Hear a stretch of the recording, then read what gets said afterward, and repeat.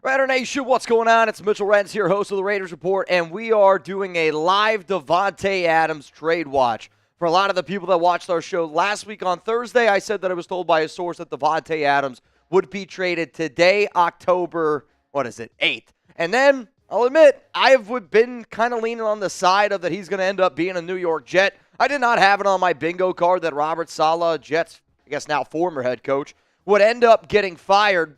So what we're going to do today, for a lot of people that watch a lot of our free agency shows, I need y'all to help this ship get going. I need y'all to make sure that this show is going. Chugs and I are going to stay live until the news does ultimately end up going down that Davante is traded. If Davante is not traded today, then we will end up leaving here, I'll say, in about 5 hours from right now. So let me know down below, will Davante Adams get traded? Give me a yes. Give me a no. I want to answer questions. Let's talk about Tay. Let's talk about the Raiders. Let's talk about this upcoming week against the Pittsburgh Steelers. Anything that you got on your mind around the NFL, I want you to be able to ask me a question today using hashtag Raiders or Super Chat. So we're going to give some interactions. I see Greg.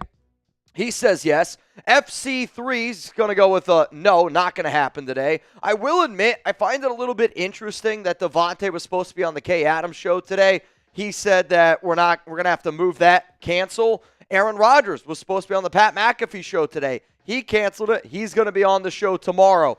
We always say that where there's smoke, there's fire, and obviously there's a lot of smoke right now around the Raiders, which is going to happen. They will trade Davante Adams this week. It's just a matter of where exactly is he going to end up going. Could the New York Jets be one of those teams? Javier Diaz says yes. Juan Hernandez is going to go with a yes. Jose Perez says yes. If you haven't already voted at the live poll, I see that we got 700 votes. That's a beautiful thing there. Let me know where you think Tay ends up getting dealt. And if anybody's got the stones, because I know it's not an easy thing to do. If anybody's got the stones to send in a Davante Adams trade via Super Chat or hashtag Raiders, we'll talk about it on today's episode. Let's go to Noah Santana. What's up, man? Aaron Rodgers is taking over the Jets. Davante Adams trade coming soon, Mitch. Might as well, though, put my jersey on now. Hey, bro, I already got it on. I texted a few of my friends that work for the Jets, and they told me that the situation this morning was one of the craziest situations that they've ever seen. If you haven't seen the reports,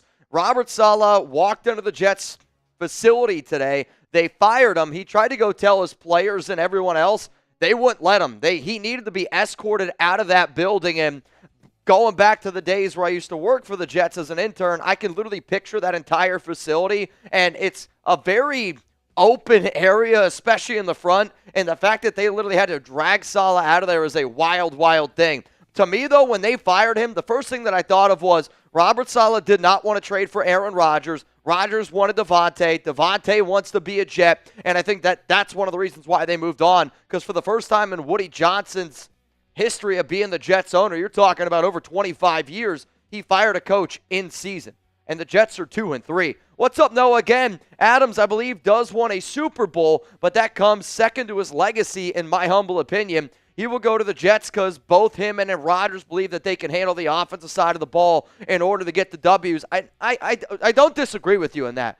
I would say Davante cares more about his legacy than actually what he does in terms of a Super Bowl ring. Now, if Davante gets a Super Bowl ring, he's no doubt a Hall of Famer. He probably has a good argument anyway to make the Hall of Fame, but I think now, seeing the way this whole Davante Adams situation has gone down, yes, the Raiders deserve some blame. Tay, though, was also a big me guy. Let's go to Rosetown native. Also, right now, today's MVP, Noah Santana. What's up, my man? He will go to the Steelers. We get Justin Fields in a third-round pick. He knows Getsy's system.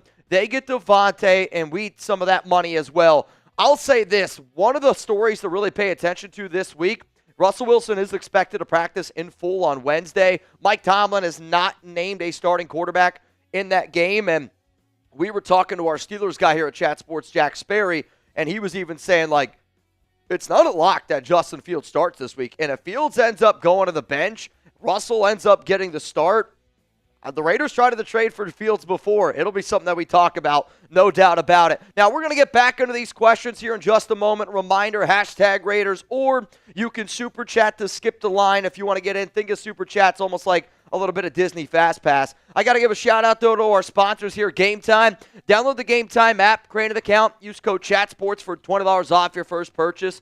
Terms apply again. Create an account, redeem code CHATSPORTS, that's CHATSPORTS for $20 off. Download Gametime today. What time is it? It's game time. If anybody's planning on going to the Raiders game this week against Pittsburgh, I recommend you going on the Gametime app. And if you're looking at tickets, go to the Gametime picks. That's where you can see the best prices available. The other thing that I know that I'm going to be doing this week, and I do every week, PrizePicks. Get $50 when you play 5, and I don't know if anybody's a fan of the NHL. They're doing a special deal today because hockey's getting underway. But if you sign up today, get $50 instantly when you play $5. You don't even need to win to receive the $50 bonus. It's guaranteed. PrizePicks also offers weekly promotions that can lead to big payouts like Taco Tuesday. Each Tuesday, PrizePicks discounts select player projections up to 25% to provide even more value for your lineups. Download PrizePicks app today. Use code CLNS. Get $50 instantly after you play your first $5 lineup. PrizePicks. Run your game. So both of those links for our sponsors are going to be in the comments. They will be in the description of today's show. If anybody is interested in Gametime or PrizePicks, I definitely recommend it. What up, Raider Ryan? If Davante goes to the Jets, then he's all about targets. I don't even know if that's 100% accurate. Like, I'll admit, you got to ask Davante what he wants. If Davante just wants to go play with a familiar face, like Aaron Rodgers, who's 40-something years old, or Derek Carr, like, it's not a knock on Rodgers or DC, but does anybody here right now think that either the New York Jets or the New Orleans Saints are going to win a Super Bowl? And, you know, I kind of find it a little hypocritical for Davante to say, like, I don't judge things based on wins or losses. I judge things based on greatness. If that's the mindset that he's got, I don't really understand why he's going to go to the New York Jets or why he's going to go to the New Orleans Saints. Now, maybe Davante is the type of person where he goes, it was never a Derek Carr issue. It was never a Aaron Rodgers in that offense issue. It was a Robert Saleh issue. It was a Josh McDaniels issue, which no doubt it was definitely a Josh McDaniels issue. But, like, if I'm Davante Adams, why wouldn't I want to go to a team that is going to help me compete to be the best that I possibly can? Because if the New York Jets with Aaron Rodgers, they're still going to spread the ball around. Like, they're still going to have Garrett Wilson. We'll see what ends up happening with a guy like Mike Williams, Allen Lazard. And then same for New Orleans. Like, Alvin Kamara is still going to get touches. Chris Olave, still going to get targets. Rashid Shaheed, you can make an argument, has been one of the best stories for that team this entire season. But both of those teams are sitting there at 2-3. And even if you have Davante, I don't think the Saints are going to win that division. Even if the Jets have Davante, I don't think the Jets are going to win that division. If I was Tay, legitimately, I would try to go to a team like the Buffalo Bills, where I can be that true number one star-studded receiver. The Bills right now got injuries to Khalil Shakir, and if I'm Buffalo, I see what the hell's going on in New York right now, and I go, how can I give a little bit of a higher overall draft pick to really make the New York Jets shit their pants right now? Let's go to the Real Cowboy 307. We got over 1,000 people here in the building, and I'm telling you this, I'm staying live today until Davante gets traded, unless we go live for 5 hours, because I don't know if you guys can tell, I'm a little bit under the weather today. I was telling Jeremy I went to bed last night, and I had a temp a little bit over 100, which really sucked because Alex, she had her birthday dinner with her family last night, and her dad, he's getting up there in age. He's almost like 70 years old, and I told him, like, I'm not feeling all that well, so he ended up staying home, which, you know, I felt kind of bad about it. I'm going to do my best to power through. I am on a shit ton of Dayquil. I don't think that we're going to be drinking today unless the Raiders pull off just highway robbery type of a trade. But we're going to be here until about 5 hours from now. So if you guys can, seriously, hashtag Raiders questions. That's how I want this show to run. And if you super chat, you can end up skipping that line. What up, Real Cowboy? Al Davis dies on my birthday. Mac traded on my wedding day. I feel like a Raiders curse. Let's flip the script today and get rid of the diva and move forward. Well, you know, I was talking to some of my buddies about Davante Adams, and I got a question for the nation out there. Do you put Davante in the same realm of Antonio Brown and Randy Moss? Like, you know, we've had a lot of diva wide receivers that we've traded for, receivers that we expected that were going to be able to be great. Does Davante Adams deserve to be in that same exact tier as AB, same exact tier as Randy Moss? I'm kind of curious what you guys have to say. No? Because at least Davante, while he was here, okay, you could say this, that, and the other. He was still a top receiver in the league with the Raiders. That year with Carr, even with all the troubles, he was a top receiver. Even last year with Jimmy G, Aiden, he still put up over, 1,000 yards last year? Yep. So, it wasn't like the decline. It wasn't like when he went out there, he wasn't playing good. He played crappy for the Raiders. He played well for the Raiders. It's just the ending isn't how we wanted it to be. I agree with Chugs, and I agree with most of you right now. I know I talked about this probably on our show, I want to say last Thursday when we got asked a lot. We did a mailbag around it. I agree that he doesn't deserve to be put in that same conversation. He's going to end up being in that conversation. But, I mean, AB never played. And Randy was a total joke, and he didn't really want to be here at all. I wish that this marriage could have been better because it had the foundation. I do. I actually think that it had the foundation to be something pretty special. It's just the Raiders dropped the ball. Davante, I do think, kind of dropped the ball at the end of it a little bit as well. It does take two to tango, but both of them absolutely deserve some blame. And for people saying Randy Moss had good years in Oakland, I don't really think he did. I know he did. First season, just scraped over 1,000 yards, 1,005. Second season, 13 games, 550 yards.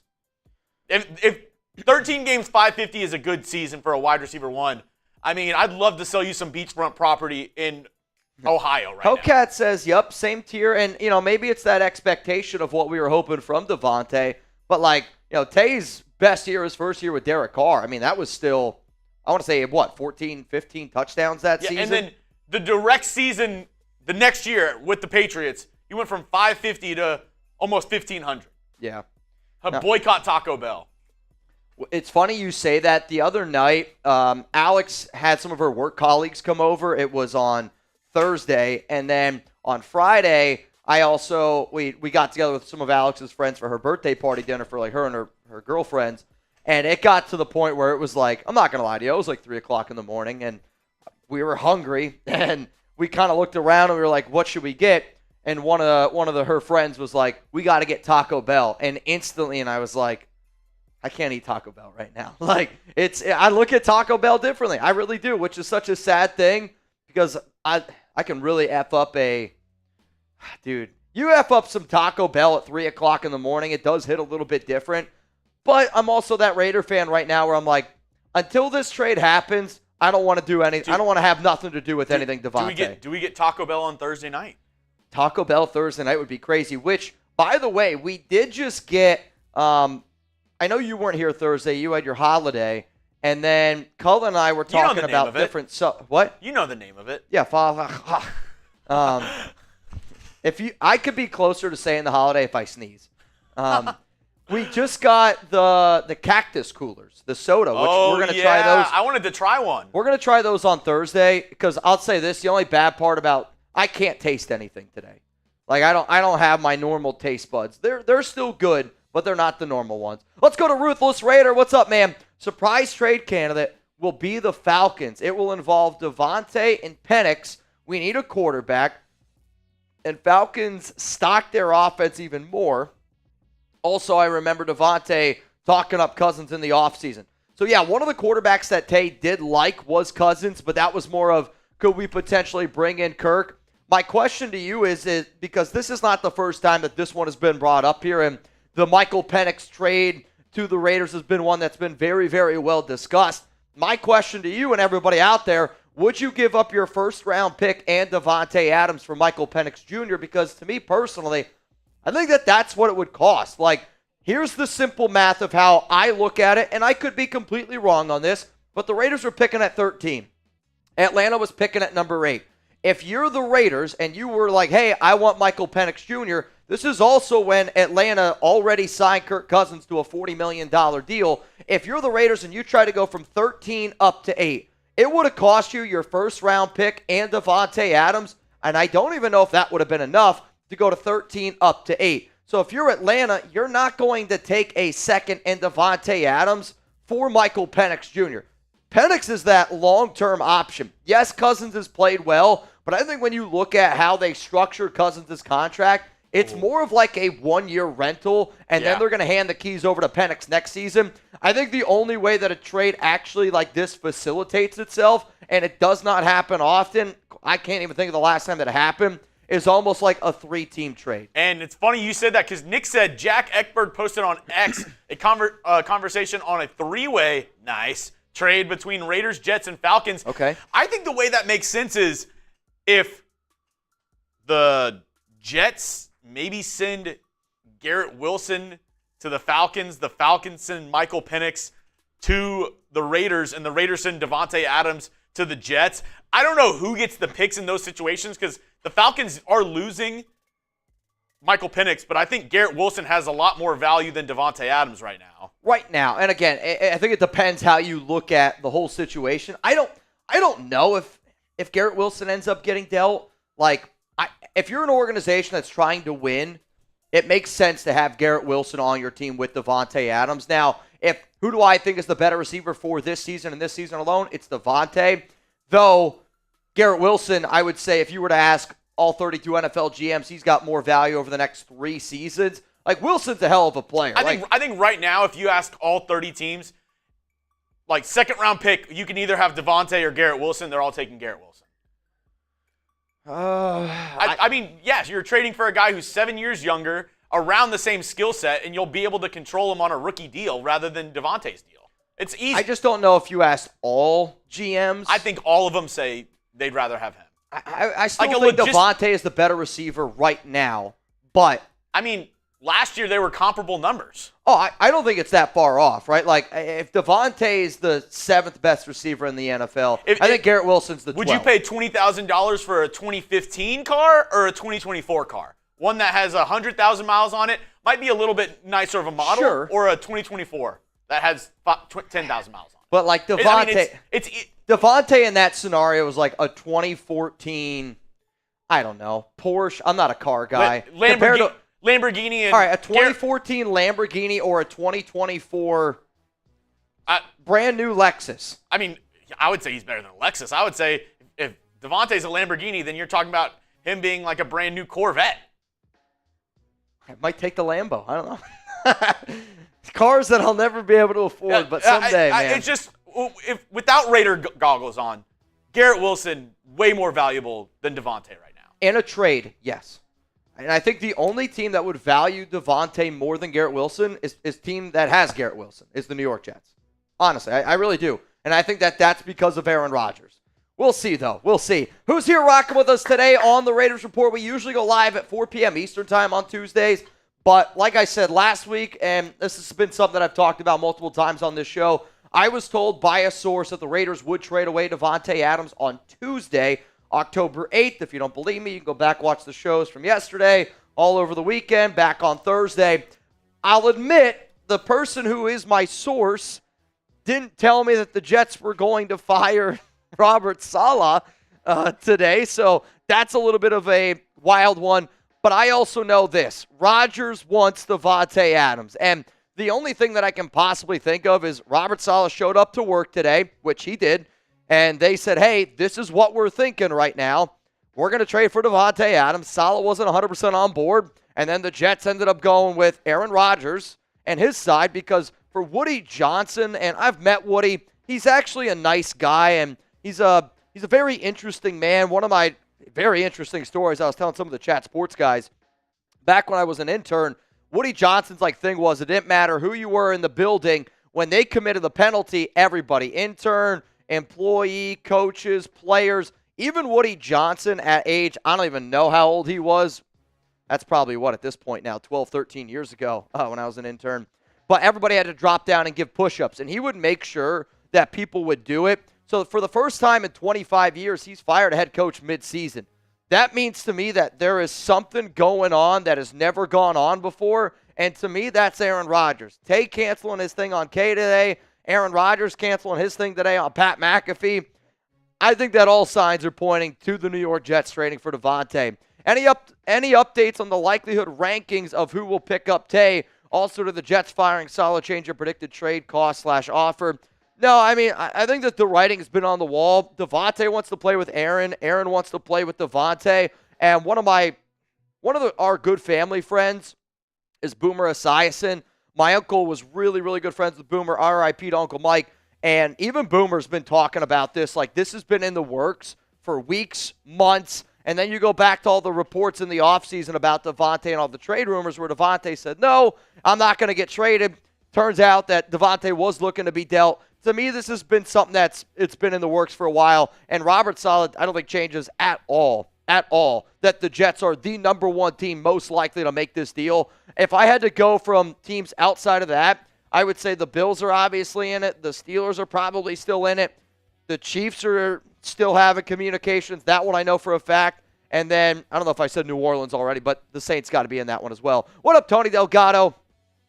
I wish this was a Will Getsy be fired today live show. I feel like we have no success with him at the offensive helm. Thanks for all your efforts and hard work, Mitch and Chugs, the whole team. I know that there's a lot of frustration around Luke Getsy. I get it as well. I never wanted the Raiders to hire Getsy, and I know that a lot of times for some of the new people that we have watching the show, which, we had probably about 5,000 new subscribers in the month of September, and a lot of people are like, oh, Mitch, how can you already want Getsy fired? It's the same reason why I didn't want Josh McDaniels, where it's like, if you believe something's not going to work, you're a little bit more passionate about it, and I didn't want the Raiders to hire Getsy. Getsy was a shithole of an OC back with Chicago, and he's kind of doing the exact same shit that he's doing here with the Raiders.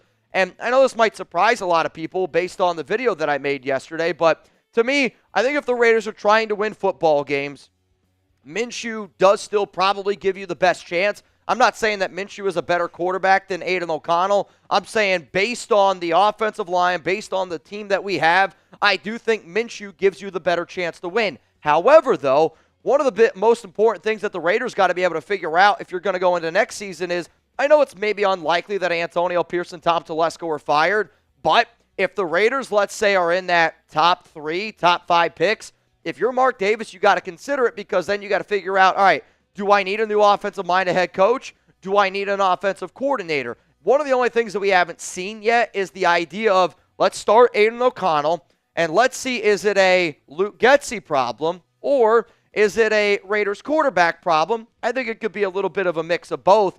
But what does this Raiders offense look when you give Aiden O'Connell an entire week to prep? And if the Raiders offense is still really, really bad, then I think that makes it a little bit easier on what you need to do because, all right, then you could potentially move on from your OC. Do we think Aiden's starting this week? If I was the Raiders, I would start Aiden O'Connell this week simply because you got to see what you got. I don't think that there's going to be much of a difference. Quite frankly, I think Raider fans arguing over Gardner Minshew and Aiden O'Connell is kind of like arguing over shit and diarrhea, where it's like both of it's poop.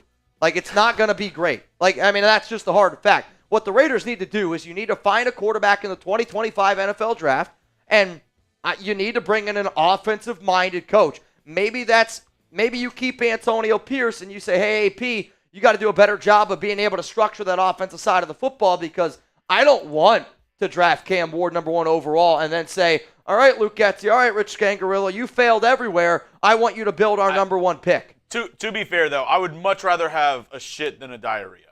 That's fair. You're probably right there. Not all poop's created equal.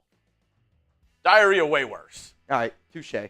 Let's go to Los Banos Tire Shop. What's up, man? How do you feel about trading Adams to the Steelers for a 3rd-round pick and Russell Wilson? I know that this is not going to be a popular opinion, right? And I can't blame Telesco and Antonio Pierce or even Luke Getsy for wanting to get a trade done like this because if the Raiders are as bad as what they might end up being this season, it's kind of hard to say, those guys deserve to come back next season. So I can't blame AP and Telesco for wanting to try to save their job. But the other side of the coin is we got to stop trying to put a Band-Aid over this problem. Russell Wilson is a Band-Aid. Gardner Minshew is a Band-Aid. Aiden O'Connell is a Band-Aid. Jimmy Garoppolo, Brian Hoyer, Band-Aids. Sooner or later, you got to go out and try to find somebody that you can actually build a team around in terms of a franchise quarterback. And I know that Russell probably gives us a little bit of a better chance to win than Aiden. Probably gives you a little bit better chance to win than Gardner. But real talk, I want draft capital. If it's 3rd and Russell Wilson or a 2nd-round pick, I'll take the 2nd-round pick because we need draft capital to go get a freaking franchise quarterback next season. I'll also say this, and if you watched the show that Mitch, I believe, put out, we did the quarterback one this morning. Yep. If you watched the show that went out this morning, something that people don't realize when saying about trading for a quarterback is if you're getting a quarterback right now, he's got to know the Luke Getsy system. He's got to know what's going on. Aiden O'Connell is a bandage? On a bullet wound, maybe? A Band-Aid. On a bullet wound? Sure. You're still going to bleed out. I guess I don't know your point. Thanks for that wisdom, Sam. As I was saying, A Band-Aid. A Band-Aid is like if you're actually, like, I think the Band-Aid is actually giving yourself a chance. Like, there's far more issues than Is that? Aiden O'Connell being the Band-Aid. Like, you're still going to bleed out. Sure, but it's still like you're just trying to put something over the wound. this is why he's a Broncos fan. Just coming in and ruining all the feng shui, all the flow that we had. I mean, it's not a great option, but I do think he's a Band-Aid. Yeah. He's like the great value Band-Aids at CVS. It's not a good Band-Aid. Can we get some? Little butterfly Band-Aid. Can we get some F Sams in the comment section? Can we get some F Sams? I'm going to defend Sam on this. A Band-Aid implies that it's serviceable. Yes. Aiden O'Connell, not That's a good serviceable. point. Sorry. I mean, he did beat the Chiefs last year, so. Well. I mean, again, like now, everybody at Chat Sports is way lower on Aiden than even me. So I know you guys think that I hate Aiden O'Connell, but Back to what I was saying before I was so rudely interrupted by Sam. The thing that Mitch was talking about this morning, and what people don't realize, if you trade for a quarterback, he's got to know the system. Yeah. Because he's got to come in and learn Luke Getsy's offense. So a guy like Russell Wilson, who might not have a lot of, stuff with Luke Getsy in the past, might not know what his schemes are, what he's looking for. Guys that have never worked with Luke Getsy before, if you trade for that guy, how many weeks does it take him to, get ready to start? that's the other part of it where, like, again, we talked to our Steelers guy. To me, the trade that's more likely to happen in Pittsburgh is Justin Fields because he knows Getsy's system. The Raiders have already tried to trade for Getsy. Champ Kelly was a part of that Bears regime when they drafted Justin Fields. And again, like, Mike Tomlin has not been committed of who's starting this week. They wanted Russell Wilson, and they thought Justin Fields was going to be the backup. And I think the other part with, trading for Wilson is the last time that we saw him have to pick up a brand new system. We haven't seen it yet this year. Now, maybe that's a Nathaniel Hackett problem, right? I do not believe Hackett is a good offensive coordinator. But the last time we saw Russell Wilson in year one of a system, he was arguably one of the worst quarterbacks in the NFL. Like, to me, if you're going to trade for anybody from Pittsburgh, you go out and you trade for Justin Fields. Now, I did talk about the quarterbacks that I would make a move for on a video that I dropped earlier today, if you guys want to go check that out. But there's many names that you could look at. But the real thing is, we're not going to be able to fix this problem this year. If you're like, you want to fix the problem this year and go 8-9, 9-8, maybe you could do it. Or you're just like, well, we're probably going to be bad no matter what this season because it's not only our offense stinks, our defense isn't playing well. Yeah. Right? Like, if our defense was top 3 in the NFL, I would say, well, maybe going out and trading for a quarterback like this makes a little bit more sense. And I kind of agree with Jesse. I don't know if there's a point. So sooner or later, you got to look at a team like the Washington Commanders and you go, that team's not really all that good, but they were able to go get Jaden Daniels. Now everyone's got a lot of swagger, and that team's playing with a lot of confidence. Let's go to Los Oakland Raiders here. Again, we're live. We're waiting for Davante Adams to get traded. If you want to get your questions or comments on the show, hashtag Raiders or Super Chat. If Adams gets traded, I'm playing Mendez brother music. Am I the only one that doesn't get this? I know there's a show about the. Are we talking about the show like the Menendez brothers or something? I don't know. They're like the brothers that killed their parents. That's craziness. On Netflix. I don't know if I'd want to watch that. I don't know if that's scary. The actors seem like they're really good. I mean, it's Netflix. It's definitely up Alex's alley. Let's go to Eric. What's up, my brother? Let's just say we get Fields or Rattler in a trade. Who's your top OC to pair with them? Getsy ain't it. So I already did a video, I'm going to say about 2 weeks ago, why the Raiders need to fire Luke Getsy and promote from within for this season. Now, some of the names that I threw out there were Joe Philbin, who Philbin has some experience as an OC. I also threw out the name Edgar, God, the Raiders wide receiver coach, Edgar's his first name. He's got OC experience. Allen Poe. Not Edgar Allan Poe. It's close, though. Do you remember the I know who you're talking about. Well, I'm saying, like, I had graphics around the potential OC candidates, but for next season as well, I mean, you got to look at, there's 10 names that I was able to put together as OCs that I would like to look for. Edgar Bennett. Who's the other name, though? Because there's 4 names on that show. Joe Philbin, and then I'm trying to think going through the list, the names that I had, but I don't disagree that Getsy, he's not it, and that's not your long answer. Yeah, Edgar Bennett, thank you to everyone out there. Luke Steckel was another name. That's the Raiders tight end coach. He doesn't have any OC experience, though. And then there was one, Turner. That's Christ, the North Turner's kid. He also has a little bit of OC experience. Like, to me, why keep doing something if it doesn't work? Which is why I kind of said, if you're the Raiders here, maybe you have to consider starting Aiden O'Connell to then figure out, like, if Aiden goes out there and you give him a whole week to prep and then this Luke Getsy offense looks the way that it did in that first quarter before Gardner Minshew threw the interception, well, then you can go, all right, well, it's just Gardner's the problem. We can go get it done with Getsy and Aiden. If Aiden and Gardner are both bad, you could say, well, maybe they're just both bad and Getsy can get it done.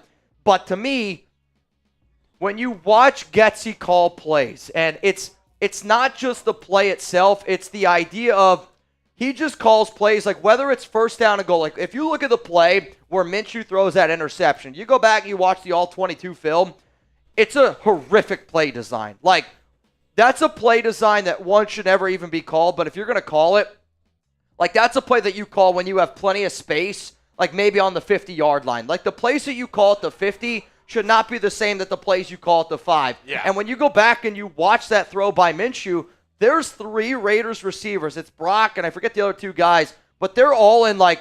Harrison Bryant was right They're within like 5 yards of each other. Like, how in the God's name of green earth are you an NFL OC and you're designing a play inside the 5-yard line where your quarterback is rolling out to the left, already a shorter part of the smaller part of the field, and then you got 5 guys in one area of the field? Like, when you see a play like that, the light bulb needs to go off in your mind, and you're just like, this guy's just picking plays to pick plays. And, you know, one of the other Getsy sticks that we talked about very frequently was Getsy's actually pretty good at scheming in that first quarter. And you go back and look at a lot of his Bears days, and a lot of Bears fans would say the exact same thing. It was something that we said, where the Getsy offense looks prepared in that first quarter most of the time. Where he struggles is making adjustments after that. That sounds like Josh McDaniels. That sounds like John Gruden, where they can scheme the right things, but then as soon as that team takes away what you were doing, Getsy's not good enough to be able to come up with a new idea. He just keeps on doing exactly what he was planning to do.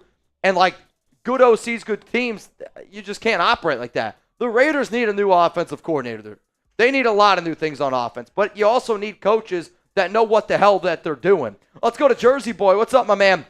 We got almost 1,800 people here in the building. If you haven't yet, make sure you click that like button. And if you're new to the show, make sure you're subscribed. We put out a bunch of free Raiders videos every single day. We go live every single Tuesday, Thursday, and then on game day. I hope all y'all tune in on Thursday when I got to wear a Ninja Turtle costume. Saw some random trade idea on Instagram that saw Tay go to the Steelers and the Raiders get Russell Wilson and Najee Harris. Sounds ridiculous. If the Raiders traded Davante Adams for Najee Harris and Russell Wilson, I might break my headset. If that's the trade that the Raiders did, I would probably step up onto the show and I'd say Tom Telesco needs to be fired. Antonio Pierce has no idea what he's doing, because a trade like this, whoever made this trade, I'm going to guess they're not over the age of 14. And if they are over the age of 14, put down the Matic controller, man, please. Noah, let me dream a little. Crazy, but maybe. All right. I would do all we can to get a first-round pick added to our first. Get Shador and Hunter. If we can't get Hunter, best available offensive line if possible. I just don't know how you're going to get a first-round pick. Like, to me, legitimately, the only team that's willing to offer the Raiders, based on reports, based on even what I've been told, and / based on common sense, I think the only team willing to give the Raiders a first-round pick for Davante is the Kansas City Chiefs. And if you give Kansas City Davante at 5-0, I'm going to say at the absolute best, that pick is in the mid-20s. Like, that pick ain't going to be, like, Travis Hunter's going to be a top 10 pick. Shedeur, I think he's going to end up being a top 10 pick as well, but the Raiders need a quarterback. Yes, we need offensive line help. Obviously, that goes into the equation. Like, if I'm the Raiders and I'm looking at what I can do next offseason, it's quarterback number 1, it's offensive line number 2, and we can figure it the F out from there on out. Let's go to Noah. Like the video, y'all. Shout out to Noah for always being a real one here. Seriously, like, we were just talking about you, Mr. Suavemente, where we were like, Noah shows up to every show that we do. And I even told Jeremy, the person that I would say I communicate with on the most normal basis is Noah, because I'm this type of person. When you show love to what I do on a daily basis, if you got a question for me, if you got a comment, I know I can't get to everyone that you ask, Noah, but there's not a person that rocks with the Raiders Report more right now that I talk to more on a daily basis than Noah Santana. No, it's a fact. Can we get to 500 likes? 1,700 people watching, only 300 likes. Come on. Sorry, y'all. My boy's sick. I don't sound great, but we're powering through today. I mean, that's what happens when I had a hell, and I mean I had a hell of a week, man, with Alex with her birthday weekend, which I find it kind of funny. I have a birthday. One day. I did notice she had quite a few soirees. It was a birthday weekend, which I'm worried turns into a birthday month, which might turn into a birthday year, which might just turn into a birthday lifetime. I mean, it's... in 2 weeks, Mitch is going to miss Thursday Night Football for Alex's birthday dinner. Probably. What's up, It's Raiders? Burrow and Allen haven't been looking all that happy with their teams lately. Also, if one of them left their teams, how would you feel if the Raiders end up signing one of them for the quarterback spot? I promise you this. Joe Burrow, not going anywhere. Promise you this. Josh Allen, not going anywhere. The Bengals just gave Burrow all that money. It's not going to happen, dude. Like, I would say it would take probably 10 first-round picks for the Raiders to get Joe Burrow, and it would take probably 20 first-round picks to get Josh Allen away from Buffalo. Like, those two guys will be on those teams for the next 10 years. I don't know if they'll retire with those teams just simply because when guys get older, you know, things change in that, but you're not going to take anybody like that. If you're legitimately, I would say the most realistic big-name quarterback that the Raiders could trade for right now, and I would still put it at less than a 5% chance of happening, would be the Los Angeles Rams and Matt Stafford. If you wanted a crazy three-way trade, I would say Raiders go out, they trade for Matt Stafford. The Rams trade for Bryce Young. Bryce Young gets to work with Sean McVay, and McVay gets to say, hey, I was able to make that first-round pick happen. So, but Burrow and Allen, not going to happen. Let's go to Can't Stop Laughing. I think Mac Jones would be a good quarterback pickup. The only reason why I don't know if I love that idea behind this offensive line is because Mac Jones can't really move either.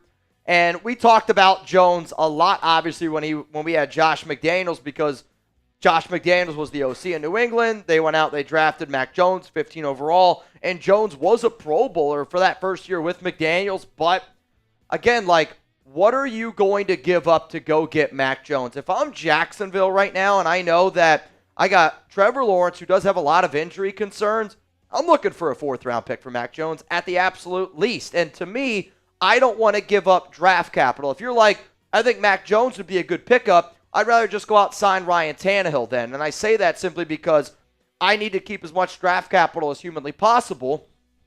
That way we can go get a franchise quarterback next season. Let's go to Christopher. This has been going on and rumored for a while. What are the odds we'll hear about tampering in the near future? I have no idea. And I don't even know if it's necessarily tampering. If Davante's just going around telling people, hey, I want to be traded. Hey, I don't want to be a part of this organization anymore. I think where it becomes a little bit more of the tampering period is if agents and all that, but you're just never going to find out that information. Unless somebody is being recorded, unless somebody is doing X, Y, Z, it's very hard to get in trouble with tampering in the NFL. Nick, you're next up here on the Raiders Report, my man. I understand wanting to fire AP and Tom Telesco, but I think this team needs some stability for once. We haven't had it in years. And I don't want the Raiders to fire Antonio Pierce. I don't want the Raiders to fire Tom Telesco. However, though, if the Raiders, and, with me recently saying all the stuff that I've been where you can't guarantee that those two guys are going to have a job, is me saying this. If the Raiders continuously roll out Gardner Minshew, Aiden O'Connell, with how banged up our defense is, with how bad Luke Getsy is, I see this team being in the top 5 pick. Like, you're going to be in the top 5 picks. How this team beat the Baltimore Ravens, I have absolutely no idea. You beat the Cleveland Browns, who legitimately look like maybe the worst team in the NFL right now. You got beat against the Chargers. You got boat raced against Carolina, and Denver just blew your doors off. Carolina's not a good team. Denver's not really that good of a team either. The Chargers, they're an okay team. They got some injuries right now. But realistically, the Raiders look like one of the worst teams in the NFL. So my point is, if you're one of the worst teams in the NFL and you're picking in the top 5 and you brought in a defensive-minded coach, the defense is taking major steps back. Like, you need to make that job look appealing. And if you want a Ben Johnson, top 5 pick is what Ben Johnson's going to do. Like, Ben Johnson's going to do exactly what a lot of these teams did this past year where they're like if I'm Ben Johnson, I'm looking at who's in the top 3 because that's the team that I want to go to. I want to be able to go get my franchise quarterback. I know that we need stability. I absolutely get that. But the other part of the equation is, do you trust this current regime with the quarterback that we end up drafting? Do you trust Luke Getsy with a Cam Ward? Do you trust a head coach that's not an offensive-minded head coach that showed you already this offseason when he's named the head coach, he's not good at being able to fill an offensive coaching staff. Rich Gangarillo sucks. Luke Getsy sucks. Our offensive coaching staff sucks. Do you think AP would be okay with this offseason if Mark Davis came to him and said, hey, say, there's an up-and-coming OC, like maybe the QB coach for the Texans, Gerard Johnson. If they were like, hey, we want you to be co-head coach. We want to have you be basically you have part head coaching responsibilities, they have another part. The only reason why I might say yes to that is because, and I don't like to bring up things that aren't Raiders related. Or like a Clint Kubiak. But Antonio Pierce needs to keep this Raiders job to help him get out of debt. That's just me being honest. If they were saying, hey, we want to hire Clint Kubiak as co-head coach and the offensive coordinator. Clint Kubiak says no. To me, Clint Kubiak's going to get an opportunity somewhere. You're going to see some of these good offensive-minded coaches. They will get an opportunity. They're going to. And if I'm somebody who's got a top 5 pick, I'm not, you're bringing me in. If I'm Antonio Pierce, I might be a little bit more inclined to do it again. He needs the money. He needs to help get out of debt. But at the same time, Clint Kubiak, some of these top guys, it's not going to be a top guy. You're not going to get a top OC or a top head coaching candidate to be a co-head coach. You're going to have to go find another Luke Getsy style of OC that's all right, yeah, we'll be co-head coaches together. So yeah, to me, it's more, I want the Raiders to draft a QB next season, and because of that, I don't trust this current regime to be able to put the right pieces around that quarterback. And that's just me being honest with you. Let's go to Frozen. Who was worse, Getsy or Gunther? And what quarterback will be there between 7 and 13, where I imagine where we'll end up, and what OC would you realistically like? I mean, no disrespect. I don't think the Raiders are in the 7 to 13 range. I think the way that this Raiders team is playing right now with the injuries that they have, they're a lot closer to a top 5 pick than 7 to 13, which I know that if the draft happened today, they would be the number 10 overall pick. But, the Raiders look like a bottom 5 team in the NFL. We put out our power rankings show at Chat Sports earlier today, and it was a consensus the Raiders are a bottom 5 team in the NFL right now. But to me, it's Paul Gunther, and it's not close. Paul Gunther was an atrocious defensive-minded coach. He was running cover 6. He was running all sorts of these different defensive schemes that just year in and year out never work. Getsy's not good. Paul Gunther is a whole nother level of how the hell did that guy last in the NFL as long as he did. And it's connections. It's knowing people, which that's what the NFL is. Byron's star QB won't fix this shit organization. I beg to differ. I completely disagree because there are two examples that are This year. staring you right in the face. The Texans, were the worst team in the league for 3 years. They got C.J. Stroud. They are now a perennial AFC contender. The Commanders were at the bottom of everybody's list. If you asked everybody before the season, if you asked everybody going into the draft this year who's one of the worst teams, I mean, heck, the Commanders, they had a top 5 pick. They were one of the worst teams in the NFL. So, and look where they are now. They're at the top of the NFC East. So having a star quarterback actually changes everything, Byron's best bets. I mean, if you have a star quarterback, that changes the entire outlook, especially on a rookie deal, because then you can build around them. You can build an offensive line, get weapons. Think about all the teams that are good right now. And I know the Bengals are bad with Joe Burrow, but I still think that that's a decent team. The Buffalo Bills were the laughingstock of the NFL for a long time. They got Josh Allen. Kansas City Chiefs. And when you are able to find that dude, and I don't know how it's going to happen. I don't know if it's going to happen.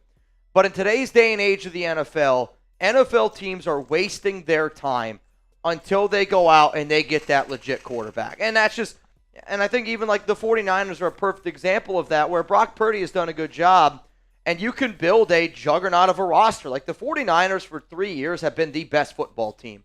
Overall talent on a roster. No Super Bowls to show for it. Why? Because when it really comes down to it, you need a quarterback that you have a lot of confidence in, not only in the playoffs, but, you know, in those big-time situations. Because, like, if it's a 2-minute drill, and this is why, you know, you can say what you want about Derek Carr, but we know what Derek Carr is. And DC can show you glimpses of, like, dude, that guy is an unbelievable quarterback. And then of a snap of a finger, it's just like he sees ghosts.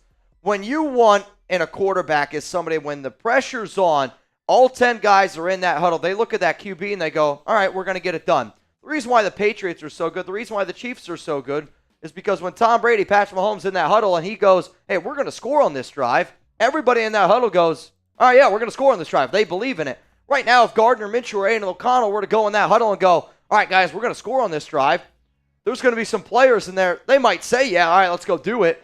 But, like, they're going to be back in their head, they're like, I don't think we're going to score on this drive. Let's go to the real Gary. What's up, my man? We are cooked. Build the O-line in the draft. And we do need to build the O-line. I think Jackson Powers-Johnson proved that he can be a reliable player. DJ Glaze last week got, you know, exposed a little bit from time to time. But when you watch Glaze play, you can see that he's going to be a reliable offensive lineman in the NFL. I'm not saying he's going to be anything spectacular, but he's at least a reliable offensive lineman. I think Dylan Parham shows that he's a reliable offensive lineman. Colt Miller, I think that his time is nearly done. And then after that, the Raiders, you got to add 2 more offensive linemen, which probably could happen in the draft. And I do believe this is a good offensive lineman draft off the top of my head. But we got a lot of holes to be able to fix. But it's easy to fix those holes when you have a legit quarterback on your roster. Let's go to Sean Boyd. Trade him to the Ravens for a 2nd and a 5th. I would sign up for that deal. Like, at the end of the day, the Raiders want at least a 2nd-round pick. And it's been reported that the Raiders are willing to hang on to those picks if they don't get their initial asking price. If you're Baltimore, though, I'm not sure if that one ends up going down. Some minor NFL news. The Browns, Petey, are releasing tight end Blake Whiteheart. I don't know who that guy is. Go live. But I will say another trade that we haven't really discussed all that much is Michael Mayer. Like, you know, we're talking a lot about Davante. Another deal that I'm waiting to happen is the Raiders trading away Michael Mayer. Yeah. Because, I mean, we haven't heard anything of him yet. There is no update on Mayer. I don't know what exactly is going on. But again, and maybe we're just over-speculating, but business decision comments made. Haven't seen or heard from him in 2 weeks. You know, and maybe that's on me for connecting those 2 dots. Maybe I shouldn't do that, but I'm not going to lie to you. It's also my job to do that. Let's go to Christian. What's up, bro? Fields in a 2nd for Adams. Also, what about Stafford? Stafford is the one where I don't know if it ends up happening. If the Raiders traded for Stafford, I'd say then we're in playoff contention because Stafford's that much of a difference maker, and when you bring in a veteran, they're able to pick up, I think, systems a little bit easier. Fields in a 2nd, though, for Adams. I mean, if you're Pittsburgh, you're not going to give up Justin Fields and a 2nd-round pick for Davante Adams. If you trade for Fields, if you're the Raiders, I would say it's probably Justin Fields and a 4th-round pick for Davante, which that's not what I want. Like, I want high draft capital. That way we can go out and try to get a quarterback next season. Could Justin Fields end up working out? Sure. But I've already seen Justin Fields behind a shitty offensive line with Luke Getsy. I've already seen that song and dance. Would the Raiders be a better team this season with Justin Fields? Yes. Are they going to win a Super Bowl with Fields? No. And until you are in that Super Bowl conversation, if you're the Raiders in your current situation that you're in, you're wasting your time. Like, Justin Fields makes the Raiders basically what you were with Derek Carr. 8 wins, 7 wins, 9 wins every year. I agree with you in that. The number one thing I'm looking for is draft picks. If the Steelers said, hey, we'll give you either a 2nd and a 5th or a 2nd in Fields, I think I'm taking a 2nd and a 5th because I want all the draft picks that I can get if I'm the Raiders going into this offseason. Yeah, you need all the picks. I think not only do the picks help you out getting a franchise quarterback, but this is the other where, sometimes you got to play chess and not just checkers. If you allocate a bunch of picks, where if I'm the Raiders right now, and I know a lot of people want to go get certain players here and there, if I'm Mark Davis, I'm telling Tom Telesco, save all the salary cap space you possibly can and get as many draft picks as humanly possible. Why would I do that? That way, whenever the head coaching cycle ends up happening, and if you are in that top 5 pick, and if you do need to make a business decision to move on from Antonio Pierce, if you're going to move on from AP, you better go out and get a Ben Johnson. Like, the number one person I want the Raiders to get is Ben Johnson. Here's the thing, though. Ben Johnson's only going to go to a place that gives him the best spot, which is going to have to pay him. Mark Davis has the money. I guarantee you that they're going to be able to pay him $15 million plus Ben Johnson. You also want to be able to have a lot of salary cap space. You also want to be able to have a lot of draft picks. Like, if I'm a brand new head coach and I'm going into a situation, I want a high draft pick, be able to go get my quarterback, a lot of salary cap space, and then plenty of draft capital on top of that. That's what the Raiders need to do. And it sucks saying that. And I can't blame AP and Telesco for trying to win this season because I'm somebody that doesn't believe in tanking. If you're making millions of dollars and fans got to pay all this money to go watch you play, there should be no such thing as tanking. Teams should be penalized for tanking in the NFL.